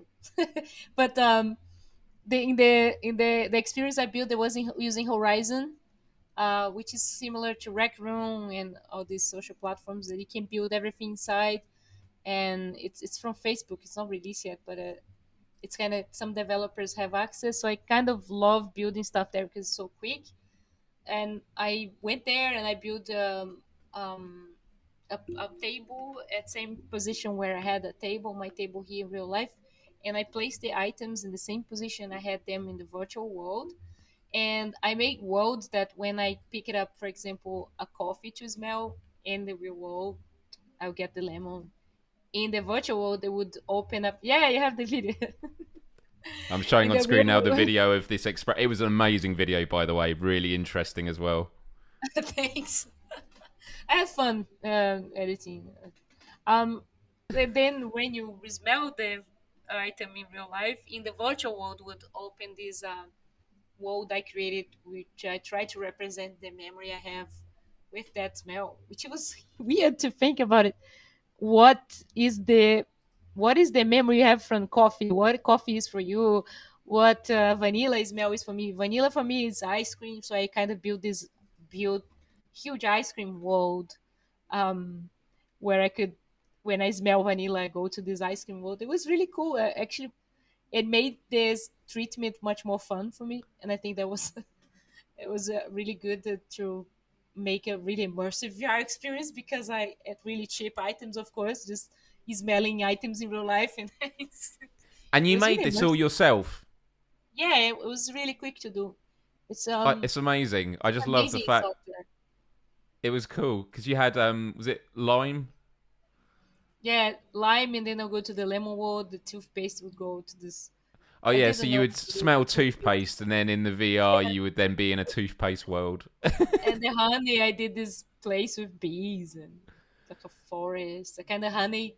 Don't know. For me, honey is something about childhood, I guess, because I used to eat honey. My grandfather would give me these honey little bags, and I would eat it. And I remember it was always sunshine, and the coffee for me is it's morning. So I kind of tried. It's weird it's really kind of weird to think what this smells means to me. What would be a virtual world of that smell? And it really helped. Nowadays, I think I'm like 10% to be what I was, but at that time when I started the treatment, I think I was 30%. I wouldn't feel even like if there was a fire here in the street, everyone was like, "Oh, it's so smoky," and I couldn't smell anything. I was like, "No, I don't feel nothing." If the house was on fire, I wouldn't feel it. And the taste of coffee was so bad. Now I can finally enjoy coffee and tea. Tea was like, it was so sad. I still drink a lot of tea until nowadays. It's something that I come back. I left England, but this didn't left me, and I still have like bags of tea in my kitchen. So I kind of stopped drinking tea when I had COVID. It was so sad, but now it's coming back. It's slowly coming back. But I think you'll never go back to really normal after you have COVID. So good you get vaccinated. It's it COVID, not just the illness, but the conditions that we live in. I think makes us appreciate things that you know. I say we take for granted. You have to take it for granted because you would never live your life if every day you were like, "I love my smell so much. I love my smell so much." But obviously, when it starts going away, or when I hear about people losing their smell, I'm like, actually, that's something that I need to appreciate Worse more. is the taste. I mean, the Or the smell, taste. it's connected to the taste. Yes. But I think the taste, I was like, oh my God, I can't live how I would live like that. It's such a sad life. No taste. And I know people that lost it or everything, or had like a disturbia. It's not that you lost the smell or taste, but you get like a different taste. And there's this friend of my brother that everything she ate it had taste of smoke, and she stopped I eating heard it. She about hates this. eating. Yeah, I It's heard about horrible. this. Smoke. Oh, man. For me, the worst part is the Brigadeiro. It never get back to the taste I had. It's still not yet the Brigadeiro I used to taste. It's so sad. But I still like it. I eat everything. But it's not that. There's a little taste in the end. I used to feel it. And it's not there yet. That's for me the saddest part. I But do one day I think, have faith. yeah, I mean, the priority right now is to vaccinate people and prevent people from hospitalization if they get COVID, from dying from it.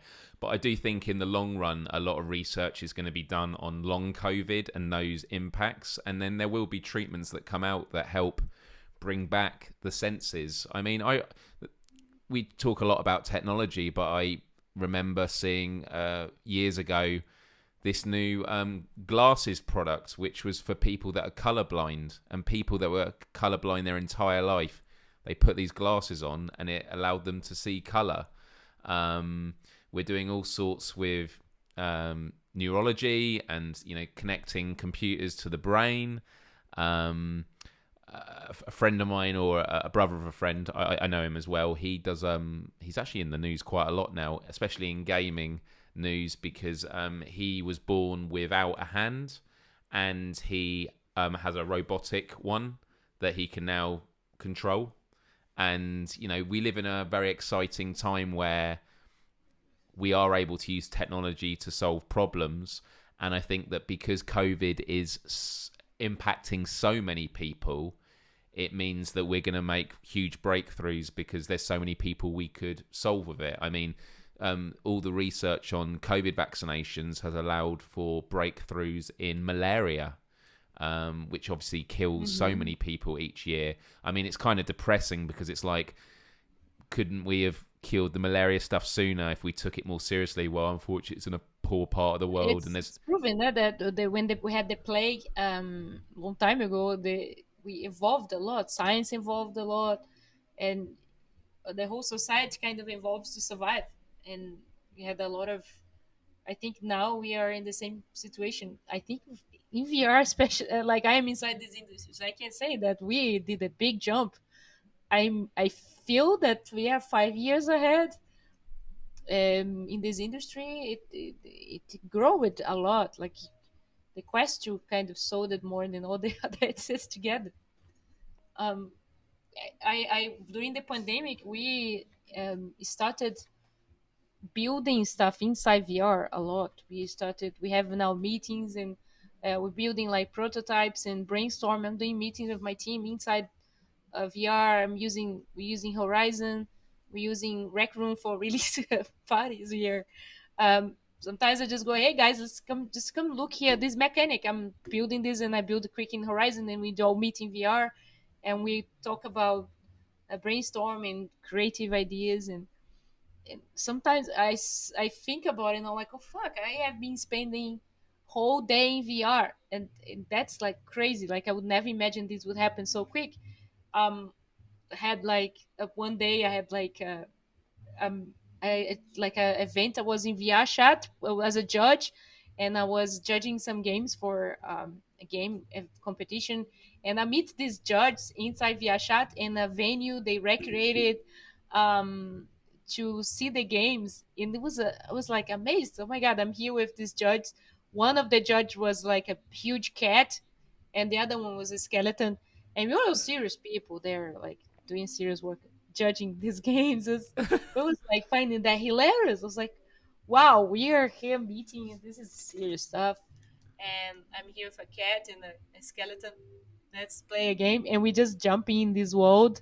And there's the host. She's showing this venue with a stage where they're gonna give the prize, and then she comes and say, "Hey, here you go. There's a huge champagne," and she showed us, and let's go here in this door, and we enter a door, and let's play this game. It's one of the games we have to judge and like to guys play, and we just play the game inside VR chat that was made inside VR chat. And I was like, wow. It is like even like you going in Rec Room, and Rec Room grow it so much, got investment and stuff, the first mm, unicorn in the industry.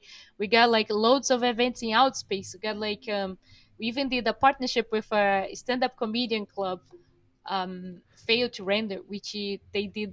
They do have LA stand-up comedians from LA coming to do live shows, and the events were like huge. I made like a change in the arcade of Pixel Rip, and we got like these comedians coming to do the show inside the environment of the game, and the shows was like a lot of people. There was no space for everyone. There was like they got like, okay, it's full up. We can't get everyone inside the show. It was like crazy, and it was supposed to be one show, but it was so good that we ended up doing for 2 months.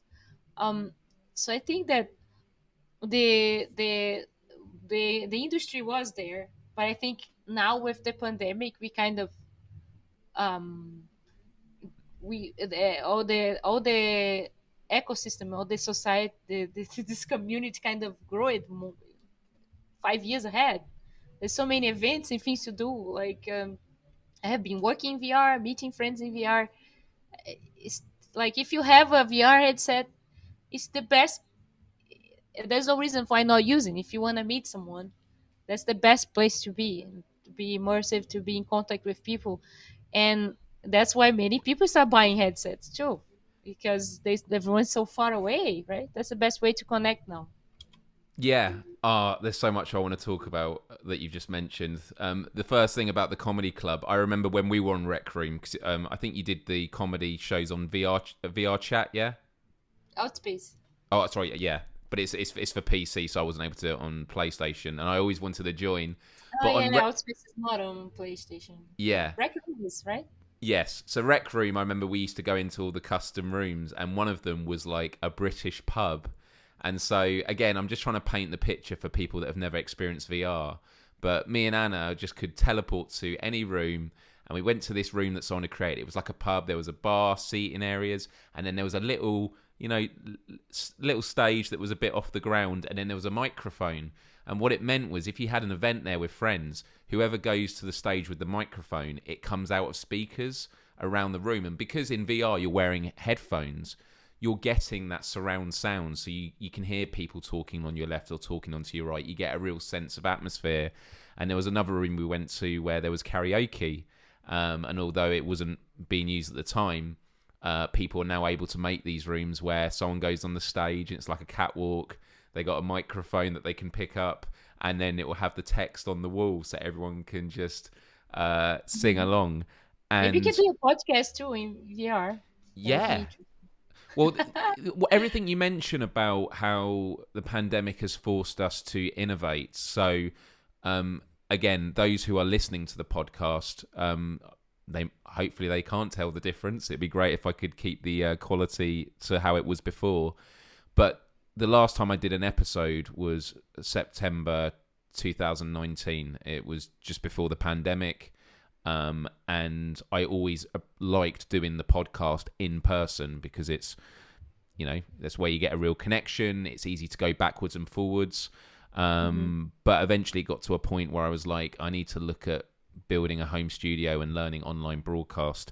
And, this is my first time doing this kind of episode, and I'm really grateful for you being the guinea pig for that, Anna. But I'm glad.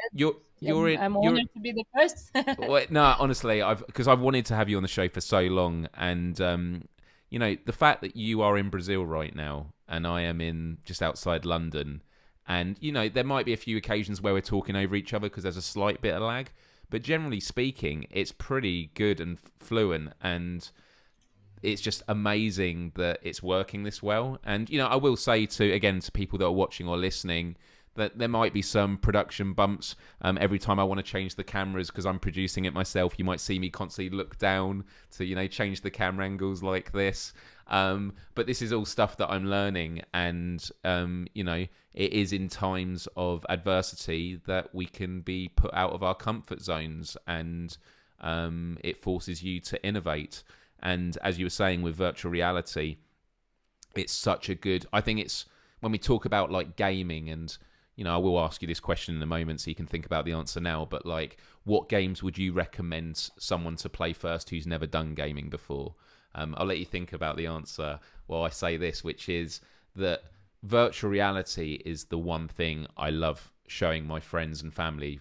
Well, not anymore because of the pandemic, but when I used to have people over, in my living room, I have an L-shaped couch, a big TV, and then big floor space. And people think that virtual reality is quite an isolating experience because, you're putting the headset on, and if people are sort of watching you play, you can sort of laugh, but it's just the person in the VR headset. But actually, I enjoy watching people play VR just as much as I do playing it.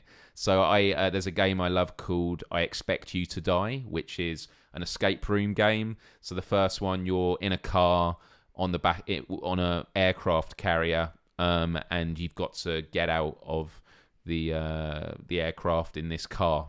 It's like an undercover agent sort of James Bond thing. And so when you're playing it in VR, you're looking around, and then on the TV you can see what they see. And so when I was playing it with my family, my dad might be in it looking around, and my mum is there, my brother saying, oh no, look over there, do that. And there's a real good bit of interaction. Another great game, which I am too scared to play often, is called The Persistence. And The Persistence is a scary like ghost house but in space, kind of like Event Horizon or Alien, Event Horizon, the movie, but Dead Space, the game. And you are on this ship that has all the crew have died. You're near a black hole, and now people are coming back as zombies. And it's a roguelite game, so when you die, you go back to the beginning, and the level is completely shuffled up, and so you've got to explore these new areas. But while you're in VR playing it, your friend can download an app for their phone, which means they can play along. And so I did it with my best friend Hugh, and it allows him to either help or hinder you. Now, he did the worst thing, which was he helped me, so I trusted him, and then he hindered me. And so the help stuff is like on his phone, he could see how many monsters or zombies there were in each room. And so he'd say, like, Miles, on your left. And this ship is so dark, and the sound, it scares me. I'm such a scaredy cat. I tense up so much. And he can, like, freeze the enemies. But he can also turn the lights off. So I went into a room, and it went pitch black. And I was like, why did the lights come off? And he went, oh, sorry, I did that. And then he pressed a button that made the zombies see where I was, and I screamed. And then he helped me defeat them. And it was just like pure torture. So there's some really good sort of shared experiences. And so for me, like VR, Beat Saber, where you're slicing blocks with, you know, lightsabers, that's usually the best party game because everyone loves music. It's a game that's easy to play because everyone can slice blocks and, you know, following what the arrows are. And that's the game that normally when I get it out, people want to play it for the rest of the evening. But yeah, for you, when it comes to games, not just VR games, but like, what do you think for people that haven't played games and want to dip their toes in? What do you think are the ones to go to? They never had play games. Yeah. If someone's never, if a friend came to you and they went, "Oh, I've never seen the point of gaming," or you know, not in a dismissive way, but just like it's never appealed to me. Totally fresh, never play a game. Yeah. I think it's really nowadays in VR. We know everyone heard that before. I would show Beat Saber. If someone is already a gamer and wanna see VR, I think I would show Half-Life Alyx. I've never played it. I think that's like the ultimate VR experience you can have nowadays.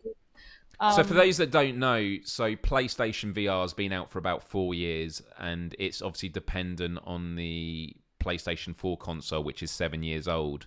And so there are a lot of games that maybe it's because like Oculus or, you know, these other consoles have exclusivity rights, but PlayStation VR, it still has great games coming out, but it is kind of limited with what it's capable of doing. So there's speculation that the PlayStation VR 2 will be out holiday 2022, so it's still quite a way out.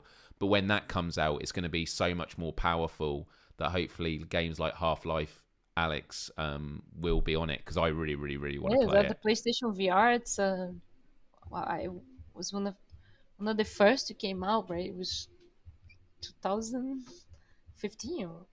Yeah.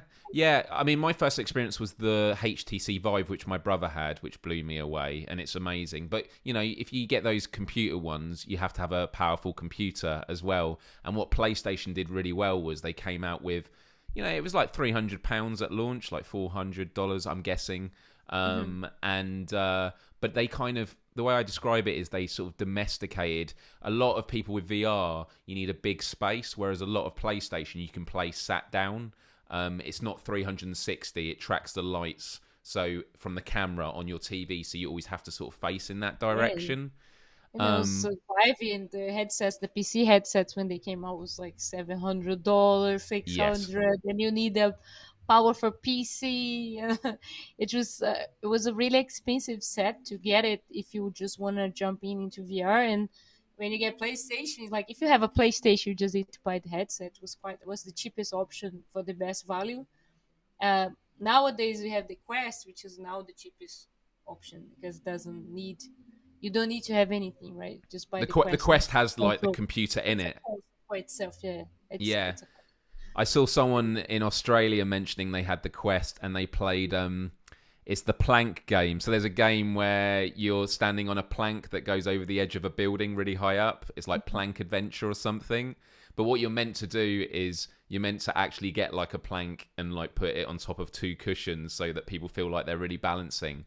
But when you fall to the ground, you're then in this city that you can walk around. So normally in VR, you would use controllers to move your character. But on the Quest, this person said they were outside, out back in their yard. There was a massive field, and they just kept walking around this city in VR because it was just tracking where they were. I builded my apartment I went in Rec Room. I builded my apartment. I kind of get the same size, right? You just need to get the same scale and the same object, same position in real life. And I Wow. can put the headset and walk around I can walk around the whole place. I kind of recreated my virtual world apartment. I That's gotta want to come back to amazing. that and make it better, but I just block it. I block it out the place. I had the table where I know where is my table, where is the door, and I can just get the headsets and walk. And it's just that freedom. It's so good. I nowadays I every time I have to play a game on Steam on PC and look, and I am used to this, but to be honest, I'm like I rather avoid it. If I have to go and play on the Quest, I'm like, yeah, that's nice. I just go grab it and I play on my bed. I go wherever I want. I just put in my head and it's all done. I think people need this easy setup to more people get into VR because before it was just people really into hardware to technology they would go into VR because it's so much hassle to get into it. It's so expensive, right? So many cables, and it's never like straightforward. Like every time I have my my Rift here, Rift S, which is dead. Oh, I still like it though, but it's dead. Rift S is here, but every time I have to um, connect it on PC, and it's kind of it fucks my audio, it fucks my camera. It's a pain. Like I rather just give. Even the PlayStation is much easier because it doesn't fuck up with your PC, right? I go on the PlayStation and it's a separate thing. I just turn it on my PlayStation and it Right. just works. But on the PC, oh man, I Well, always that's have why. problems. Till nowadays That's with camera and audio. It's fucked it, everything. Well, that's why people do sometimes like games consoles. You buy a games console, any games that come out on it, you know is going Yeah. to run on it. You don't have to keep upgrading. And I'm not taking a swipe at PCs. I totally get the appeal. I'm on a Mac, so I mean, we tried this ages ago. We were trying to play Counter Strike together, and unfortunately, it wouldn't work on my Mac computer. I've only Yeah, been able to play Minecraft on it. and especially if you work on your PC, I think it's good to kind of separate. But I work with games, so it's really hard to Yeah, separate.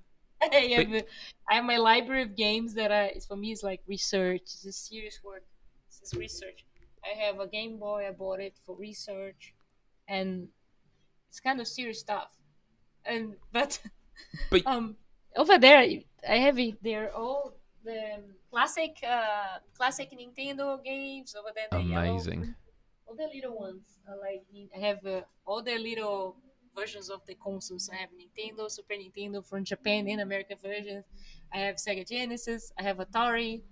I have a PlayStation One. All the miniature. That's so It's cool. important library for research, so it's serious. Yeah, I know. Well, But actually, most people are not into this tech or this stuff, right? They just want something simple. And we're now finally having new people coming to the industry. Like we released in 1995, and we had this different. We could feel the difference of the people that are playing the game. There's people that never had VR before. People asking like, "How do I recenter my view?" And they having issues with bugs. Like people that actually the first time they playing maybe a game because there's so many new people, and in comparison to 1989 that was this super hardcore nerd public that now we have like more women, more kids. It's kind of it's not anymore that industry that just have the super into tech people that it was the other day, right? We are not far from there. It really we really involved it's during it's pandemic.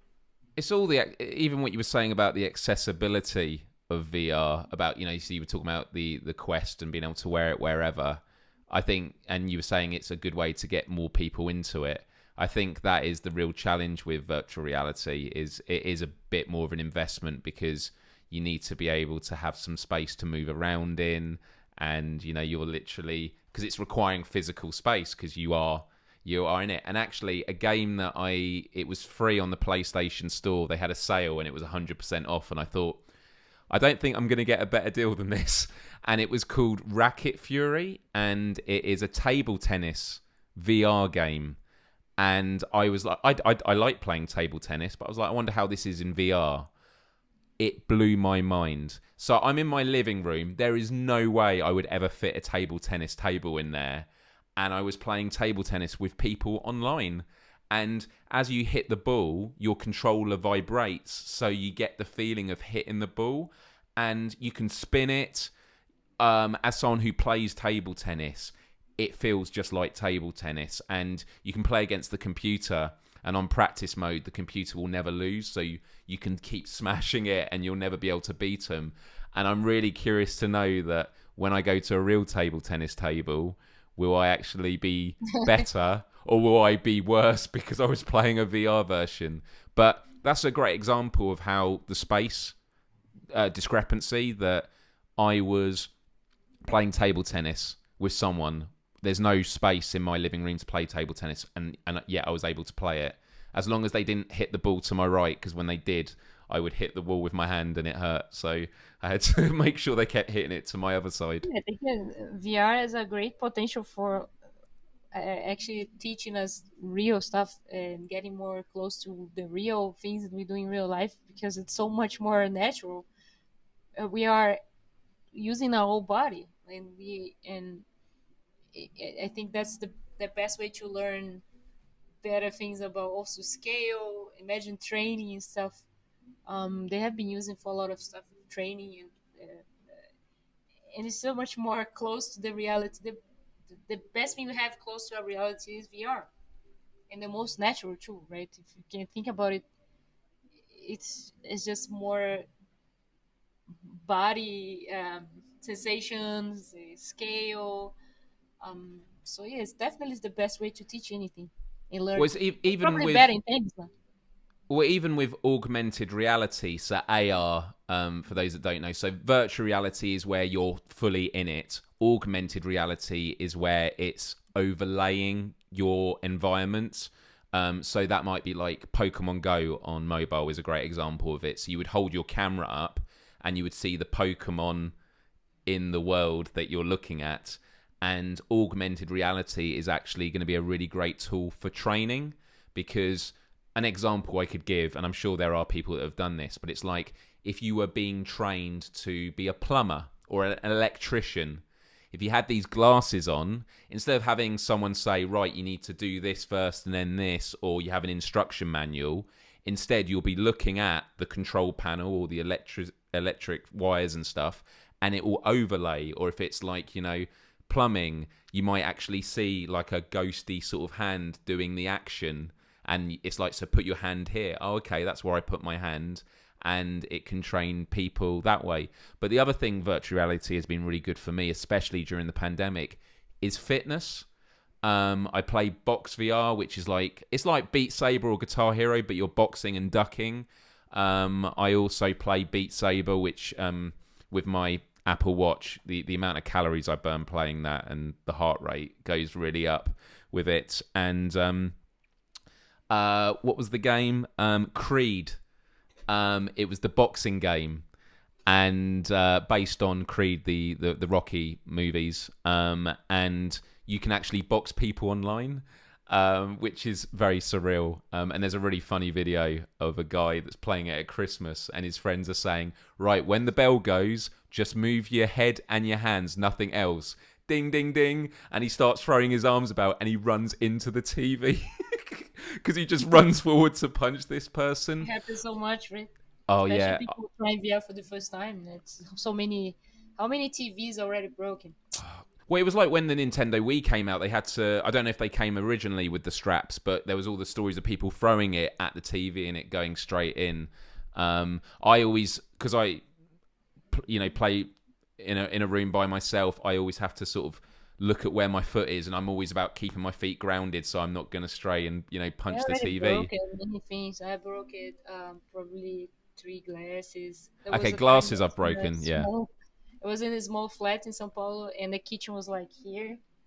and I remember doing this bah, in a whole like set of glass and plates full of Oh my glass in goodness. the floor. Many times I hit like lumps a lot, Yes, hanging lights. hanging lights. I I I once throw beer in my keyboard. Uh, still smells like beer. I was playing VR when you did that. I remember because I just heard you go, "Oh no, my keyboard."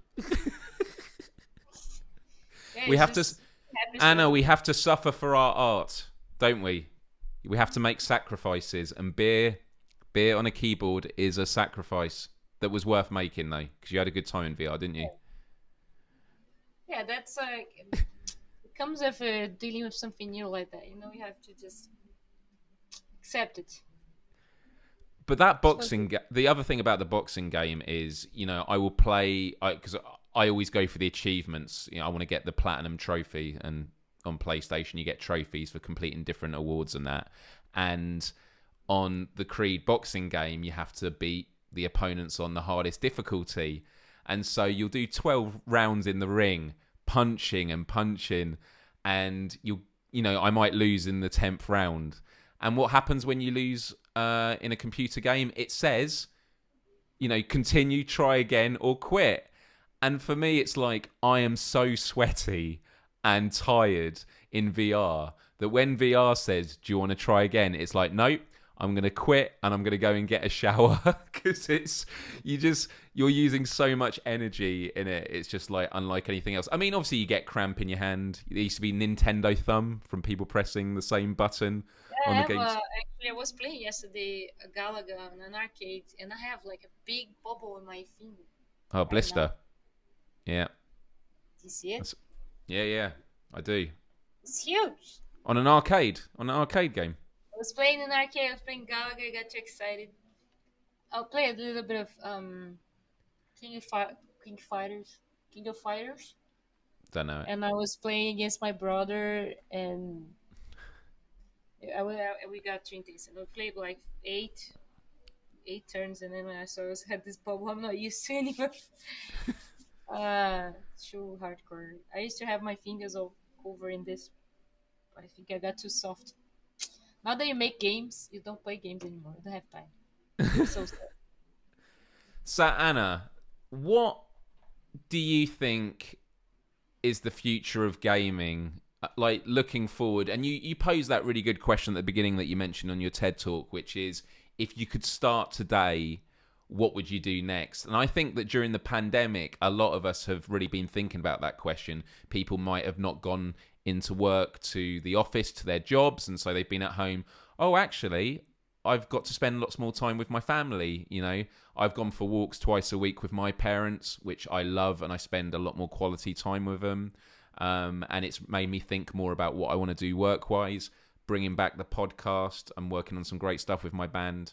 But for you, obviously you're still going to be working on games, but what has the pandemic and also just like this moment in time really done for you, and what you see about gaming as a whole, and with what you want to do in life? I think the biggest knowledge I think I got from this situation was the importance of living life. Right? I think I saw so many people dying. Got I think all of us see life differently now. Um, and I value more now. Okay, I wanna work and also be happy and make things I love building and stuff. So kind of I am loving the freedom of working home office. It was something that I always see as the future, but at the company, like most people didn't see that value in home office, and now with the pandemic, we kind of get everyone was kind of forced to go home office, Mm. and so that was a great opportunity for many people to try for themselves and see the good side about it. And now many people in the company is like, I'm loving it. I'm close to my pets. I have my dog here, my cat. People is moving back to their hometowns where the family were, because many people moved to São Paulo because of Arvore. I moved back to Maranhão. I am now moving to Portugal next month. So it's great to have the freedom to live where you want to be, and to have a better quality of life, and not being stuck in a place just because of work, because you need to sit in an office. And I see that, especially working with VR, the softwares we discover, the ways we discover to work together using VR are even much better than if we were sitting side by side wearing a VR headset. It wouldn't even make sense to be sitting in the office. So I think that situation really helped us to open our eyes to see, um, we can have a better quality life, and we can even work better. And I value this more now. And I wouldn't come back if the company tomorrow say no, we're gonna come back to have to go to the office. I would quit. I already said I'm gonna quit if we come back. We're not coming back to that anymore, to like obligate people to live in Sao Paulo. We're gonna probably have like an office that if people want to use, they can, because some people they prefer and they live in Sao Paulo already anyway.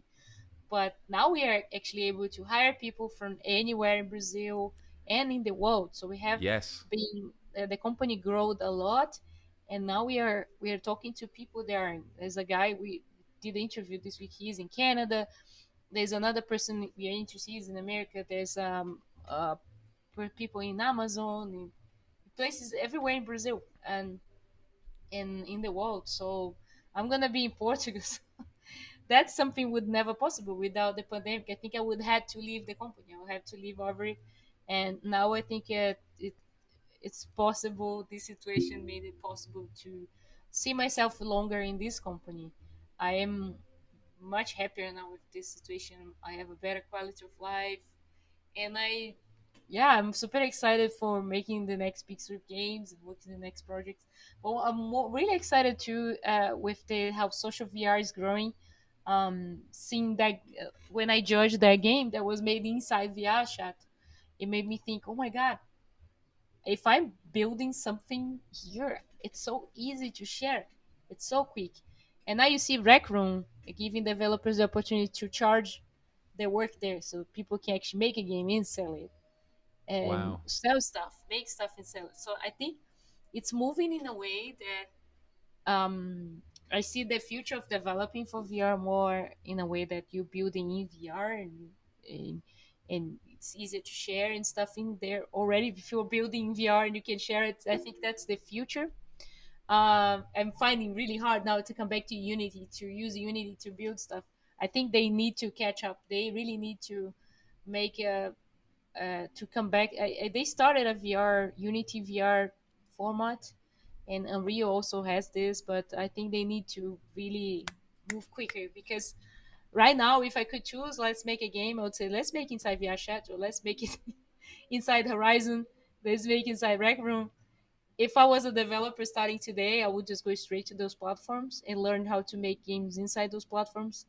I think today the best way to build stuff in VR with others.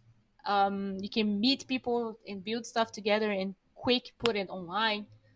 And the steps you go through, all these game engines that are made for PC or mobile games, it's slow process. I spent a lot of time building stuff in Horizon and trying out Rec Room, trying out. I'm now trying out. I'm actually doing this week a tutorial to how to build stuff in VRChat. I did I did export that world and outspace for the comedians when we did that, and I kind of have been really excited about this and trying to see what I can build on these places and how have been thinking, it's not there yet, but I have been thinking how I can turn my YouTube channel into a VR game experience or something interactive, something I can, don't know, maybe have an experience, build it that can interview people and do some game. I have been thinking about stuff like that, but that's what excites me the most now. Actually, building stuff in VR with others and sharing. I think that's definitely the future for VR. The building VR needs to be inside VR. I'm not. I don't have doubts about this anymore. Having been, and especially now that I've spent months just building stuff in VR. Now I'm coming back to Unity, and I'm just like so tired of putting and taking out the headset. It's such a simple thing, But when you're developing for hours long, and it's so annoying, and I'm just so tired of this. I don't think it works anymore. So yeah, I'm looking for please Unity and Unreal. Come on, move on with your VR engines. So you want Otherwise, you unit. start making pixels inside Rec Room. So you want so Unity and Unreal, which are game engines, you want them to be able to function in VR. So you create the game inside the world. Is that what you Yeah, mean? and not just functioning VR. They have like this VR beta version they have been working on, but it's like a solo. I think we need to move to. I want to be able to beat my team in VR in Unity, and that would be like the dream for us. Like right now, what I have been doing, because as a creative director, the challenge is to show ideas and to kind of inspire your team, so we can all create together. We can all be in the same page and in the game creation. So it's now with the distance it's really hard to I have to go in Unity and we separate log into a scene. We're trying to use Discord to share the screen and open scenes and kind of look to things together. But I have been using a lot stuff like let's meet in Horizon, let's go meet in Horizon, I have an idea, and then quick build something with the game design, and then we call the team, hey, come everyone here, and we all together look to a mechanic and try it out. And because the tools are made, the great thing about this software is that they made so easy the VR interactions that you can do. You can quick grab, make a something and click, make it grabbable, make it throwable, and that that makes the whole change for building something quick and testing. So we have been using a lot this, and this I wish Unity was have this already, because then we can't build the game in there. We have to build the game in Unity, and like if you build something Horizon, you need to release just in Horizon. If you build something in Rec Room, you can release it just in Rec Room. That's another problem. So for developers, we kind of need to use a game engine so we can release the game Mm, everywhere, and right. that's it's annoying. Like, come on, Unity and Unreal or something else emerge from. Come on, grow.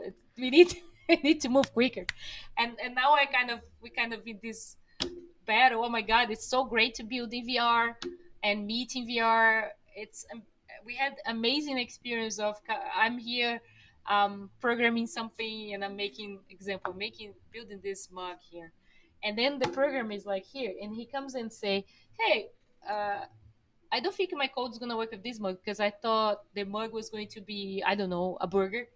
And then we quick go, oh, amazing. Okay, show me what you think. I was thinking this. Oh, this is actually a bad idea. And then while we're having this conversation in VR, the artist is there and it's like, oh, by the way, I did the mug and I did the burger. What do you guys think about this style?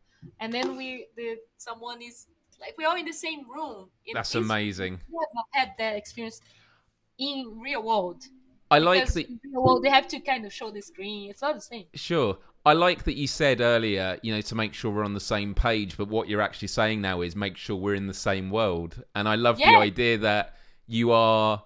I mean, I remember playing a VR game where it was like Pictionary, you could paint, but you're painting around you, and then you could load you could search like a forest or something, and it would load, a forest someone had done around you. And we are moving towards a place where there is a real exchange of ideas and creations, this open source market of assets where people can make, as I was saying with Dreams earlier, someone makes a cloud, someone else can use it.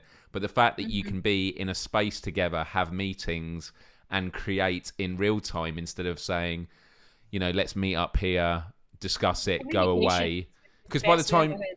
because by the time you've had the meeting and you go away, you might have thought that could have been done there and there. And Yeah. what you were saying earlier about connecting online, you know, traditionally, going to work 3 hours commute each day, you'd get to work stressed before you've even done the work. It's Yeah, the and we wouldn't pandemic even has. be connected like this.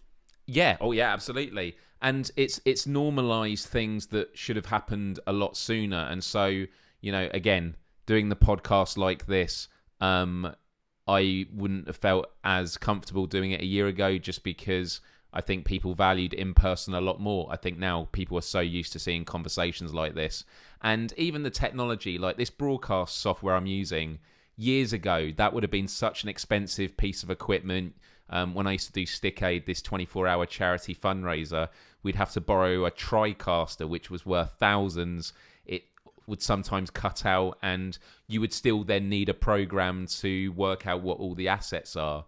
Whereas this is all happening on my home computer and, you know, my home lighting and microphone setup. And it is an exciting time that, you know, and it does tuck in quite nicely to what the podcast is about, which is global empathy, about shared experience. I've always believed the internet has been good for that, but I first saw it when people used to share their stories in blogs written, and then they would make videos. But a video is, I do a video, someone watches it and responds an hour later or the next day, which is still useful, but like having these real-time conversations halfway around the world is absolutely amazing. And I'm just so glad to have had you on, because you're so full of energy. I love your creativity. Even when you were recovering from COVID, you were, you know, using the sense of smell and making these games with it. And you're always just doing really quirky, interesting ideas. And that is actually where a lot of value is in society. It's not about doing the obvious or just, you know, reinventing the wheel. It's actually about experimenting and doing things that are a bit different, because even if that doesn't become the final product, you'll probably learn something that will then inform, you know, other projects that you work on. And I guess the last thing I would just end on and get your thoughts on this is virtual reality at the moment. There are some big players moving in. I mean, EA worked on Star Wars Squadrons, where you could fly the spaceships in Star Wars and fight each other, which is amazing. But the majority of games for VR are indie developers like yourself. Like, there is such a small community, and a lot of these games I play, I can speak with the developers, and they end up putting stuff in the game based on our feedback. And it reminds me of how YouTube was when I first started in 2006. Everyone knew each other because it was so small, and it felt like the golden era. So it feels quite special at the moment, at the time that you're working in VR. It's still, even though we came, it was much smaller. It is still a small community, and developers, content creators, like we all kind of know each other. And it's a really cool community because I mean, the gaming community is cool, but VR is kind of the people that are enthusiastic about creating new things, exploring a crazy world, because VR is crazy. Like, it's changing a lot. It's an industry that we kind of discovering. There's no rules. We are Yeah. discovering and recreating everything. We have to really be open to get out of the comfort zone, and there is no rules. We are creating them. That's what is exciting. So that is a group of really interesting people that you meet in the industry. I'm really, yeah, I feel really lucky to be alive at this time and be working with this. It's super exciting, and I hope that the games we are making now are going to inspire more developers and kind of build. We are helping to build this industry, right? So I feel responsible for the industry in some way. It is amazing to be able to build stuff now in the beginning of everything, right? And making games that can inspire others to That's keep exactly going, it. right? And That's pushing the exact. boundaries. Yeah, and it's good you take it seriously that way. So I guess just to end on a slightly hardball question, because you said earlier you weren't going to talk about it, but your first game was Pixel Rip 1989. Then it was Pixel Rip 1995, which was 6 years later. So can we deduce that the third one is Pixel Rip 2001? No, 2002? it doesn't. It doesn't need to follow an order. No, it Um, doesn't. Oh, so it could actually be back in time. Is that what you're saying? yeah, it can. Actually, it's Awesome. hidden in 1995. If people search, there is a hidden clue Is there in the really? game. What is the next year? Yeah, it's inside 1995. The year. It's So actually hidden. taking a complete guess here, if we're going back to the 70s, have you got as much of a memory of the 70s?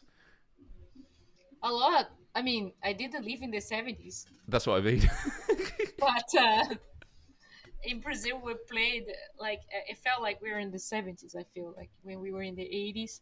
Um, but I think that is a way to work nostalgia in a way that is compelling. It's people that didn't live in the 70s can get it, and I think that that's exciting. That's what is exciting about how we can make games that are relevant to people that didn't live in that time. And we Yes. managed to make this in 1989, 1995.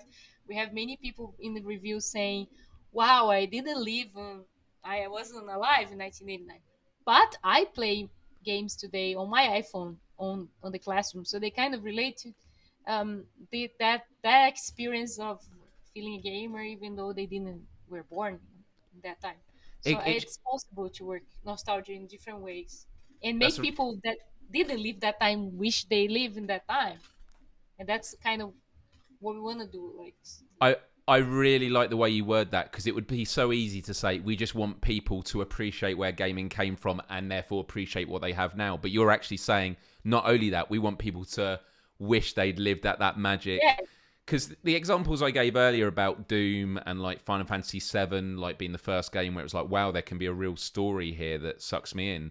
You know, these were the starting points of my gaming experience. And it's like, and the starting point for kids today is a game like Fortnite. 100 people land on an island and can build bases and, you know, create their own characters. That is just mind-blowing. I remember when I was a kid saying to my brother, because I used to like playing the real-time strategy game Command and Conquer, where you control tanks and build bases. And I remember saying to my brother, I wish that you could play a first-person shooter game, but you were like in an army base and one of you could fly a helicopter, one could drive a tank, and you would fight like wars on a battlefield. And I remember saying, that's never going to happen because computers can't do it. And it's like, that is literally, I think they've got games coming out now with like 120 players on a map. And so I'm really excited with the rate of technology and how it's improving so quickly, because it's changing the conversation. It's no longer a question of if, but when. And it's why when people like you work in the space and show this, I think it's just really exciting, because you're really pushing the envelope of what is possible. our game it's now getting so old that we believe that maybe we're gonna be reference the nostalgia of the beginning of VR game. Like maybe we're gonna go Oh, back I see, to yeah. the beginning of our own game because you started in 2013, right? DK1 times. We are now 2000, almost 10 years ahead. So maybe we even can make a pixel rip about VR, the beginning of VR when we started. It's kind of crazy. It's almost like a full loop. So we can go anywhere. We can even go to the future. I think we are open to that. I I love I that. see this as a celebration about being a gamer. So in any time in playing with that, like these different times of the industry, right? And I Yeah. don't think we necessarily need to go to places that we have been. 1995 proved that we thought, okay, most of our audience was a kid in 1995, and we like it's gonna be great because most of our audience was, and we actually saw that a lot of the audience wasn't alive in 1995 or wasn't a kid in 1995, was older or younger, and they like it. And then we have a lot of reviews of people saying, wow, I never had a Sega Genesis, but I love it. I wish I had. Wow, I never played. Like, and this proves that this game can has a potential for going beyond that, and like we don't have to go to this barrier of just people that live that era will get it. I have to ask you about this because it just came to mind. It blew my mind. One of the games I grew up with, which there's been a lot of articles about it because it was when music like punk rock was in every kid's bedroom, and it was Tony Hawk's Pro Skater. That was how music was made mainstream in video games. And what happened? Posted, was it on his Instagram, a photo of his daughter Playing playing Pixel Rift. playing Pixel Ripped. And That's we actually had him inside the game. We contact him and we're like, "Oh my god, we're so happy that you're a fan of the game. We are a fan too, and we love you. Can we can we make a poster and put in David's bedroom, the main character? Because actually David has a skate in his bedroom. So and he was fine, and we he was okay to use his image in the game, and we put a poster of him in the bedroom. He's not inside the game. that shared experience right there. Like even someone who is as big and established in that industry was touched by that, and to see the generational of like his kid playing I it. love this stuff. I love this stuff like that. I want to do more things like that. Like maybe get Palmer Luck in one game. Maybe get people like from our industry, the games industry in the game. Oh my god, I that's like so meta.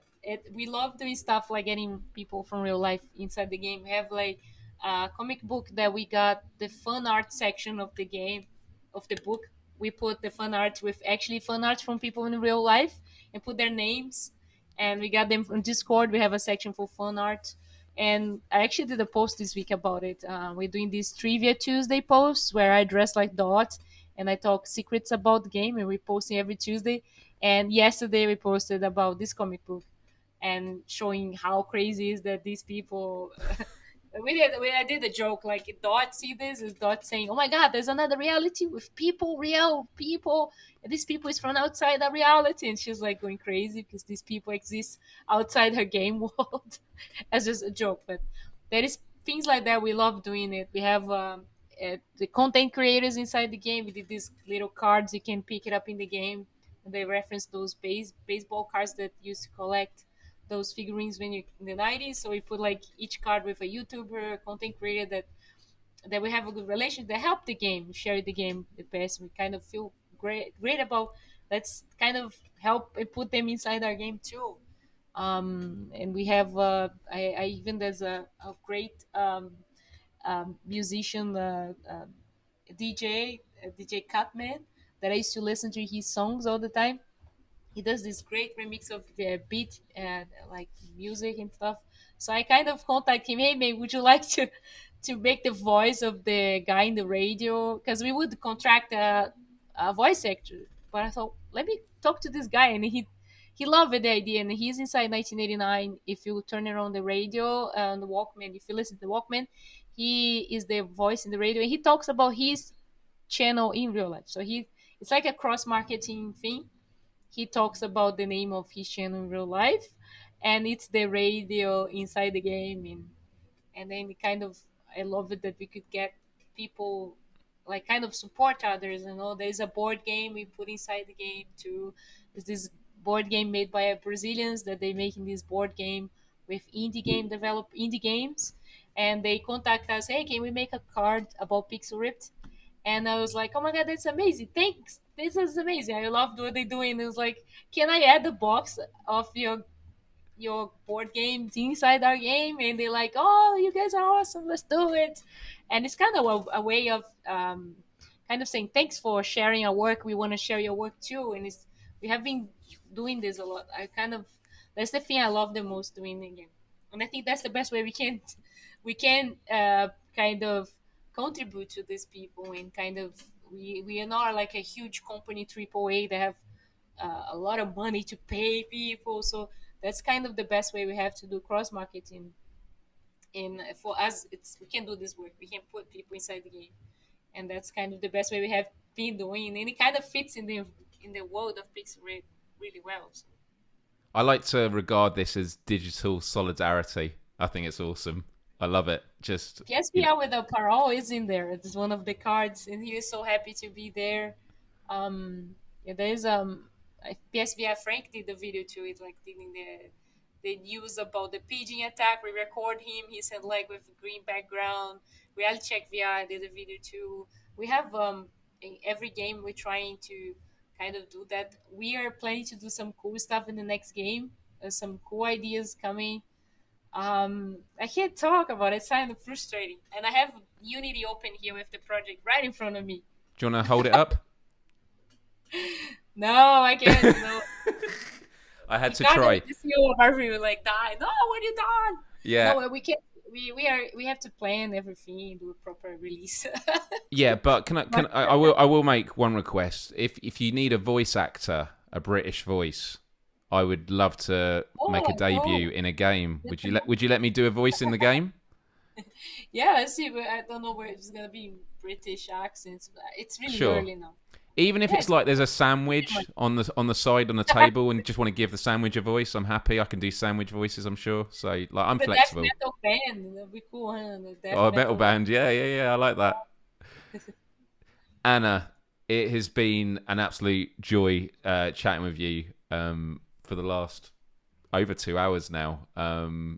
It's been amazing, and I really appreciate the work. Really appreciate the work that you do. Your enthusiasm is contagious, and I hope that anyone who's been watching or listening to this, who may be not that experienced in the world of gaming or VR, has taken away at least some of the magic. And next time they have an opportunity to go and experience it, because it really is a wonderful medium for shared experience. Thanks for having me, and thanks everyone that came to watch. It has been great, especially talking to a friend. We're friends, and it just feels like, it just feels like I'm having a great time with a friend. So that's it. That's what it's about. That was awesome. Thanks a lot, Anna. Thank you.